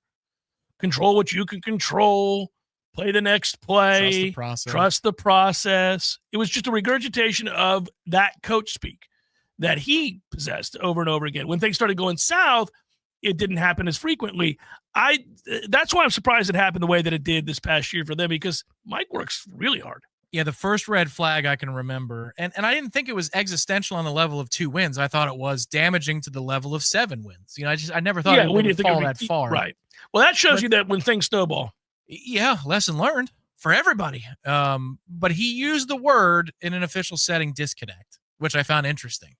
That a coach was willing to say the word disconnect. I thought, wow, that's like, we'll say that. Clearly there must be a disconnect with what's being imparted on a Tuesday and what's being played out on a Saturday. And this is why we had the conversation we did last week. I wasn't so upset about the PR savviness or, you know, the awareness, the omnipresent awareness of that. I was more upset, like, you failed. You lost connection with your locker room, with your team. How did that happen? That's why I was talking about reassessing. No, for me, I don't like the idea as you're speaking clearly. You could tell the person's thinking of how it's going to sound. It just. Oh, I'm not a fan of that. I'm not a fan of that either. Yes, no, that's not a genuine conversation. Correct. Yes. Right. So we're pseudo in the same area there. Yeah. It's a Venn diagram. We're pretty close. But there was enough of him this year at the end where he was willing to say things and say what he meant. And you knew that he was saying something that he meant. The Florida game was the great example of all of that. But you just wonder aloud. It's a question for Henshaw probably. But what if he had that type of transparency after week 2 instead of delicately saying, I'm challenging these kids. I got guys that don't work hard, and we need to fix that. Because if they continue to not work hard, then we're going to elevate the guys behind them. Yeah, like, I would have said, I don't know, does that help? Maybe it doesn't make a difference. Well, at that point, it's too late. I think the time to have done that would have been to identify that problem in the spring or identify that problem at the start of fall camp and be like, oh, we got a real issue here. But not having identified it was the bigger red flag, right? Well, that's why a lot of people were like, you know, if you're of the camp, if you're of the mindset that the guy who unfortunately was at the helm, thus engineering a 2-10 campaign, and if you think that can't be the same guy that fixes it because he didn't even realize it was about to happen, which means there's a disconnect of a great historic proportions. Magnitude. Yeah. Yes. Then that's the argument you'd make. It's like, man, come on now. You didn't notice that before week 3? You couldn't fix it then. It was too late. Well, the only thing you could do at that point, and I know it's semantics. Some people aren't comfortable with the word quit. I'm perfectly comfortable with the word quit for some of the things that I saw this year. Doesn't mean everybody did, but there were enough people who did that's quitting. Some people would call that a lack of effort, and there's a hair to split there. You know, Henshaw thought about lack of championship effort. Okay, that's fair. I would agree. I would go further and say I saw dudes jogging. You know, you could have done that at any point midseason. It might have been too late to turn the ship around. You're going to hit the iceberg, but you can at least chuck some people overboard who are trying to set fire to it. Like, it's hitting the iceberg, you know? Like, yeah, I think so too. Let's go watch some football. Two teams that haven't quit. Notre Dame and Georgia. I'm going to go under. Although that under really dropped, and it kept dropping as we went along. But thanks for joining us. First show of the new year. All right, let's have fun. Enjoy that game. Show tomorrow will be pre-recorded, and we're back with you live on Monday. yeah, back in the routine on Monday. Looking forward to that. Yeah, and we'll do that in the morning. This probable starts soon, Matthew. Soon, buddy. Probables. That's right. That's the early heave-ho to the chat so we can play music. It'll be fun. It'll be good. Good work out of you. You go ahead and play music. We say goodbye. Peace. All right.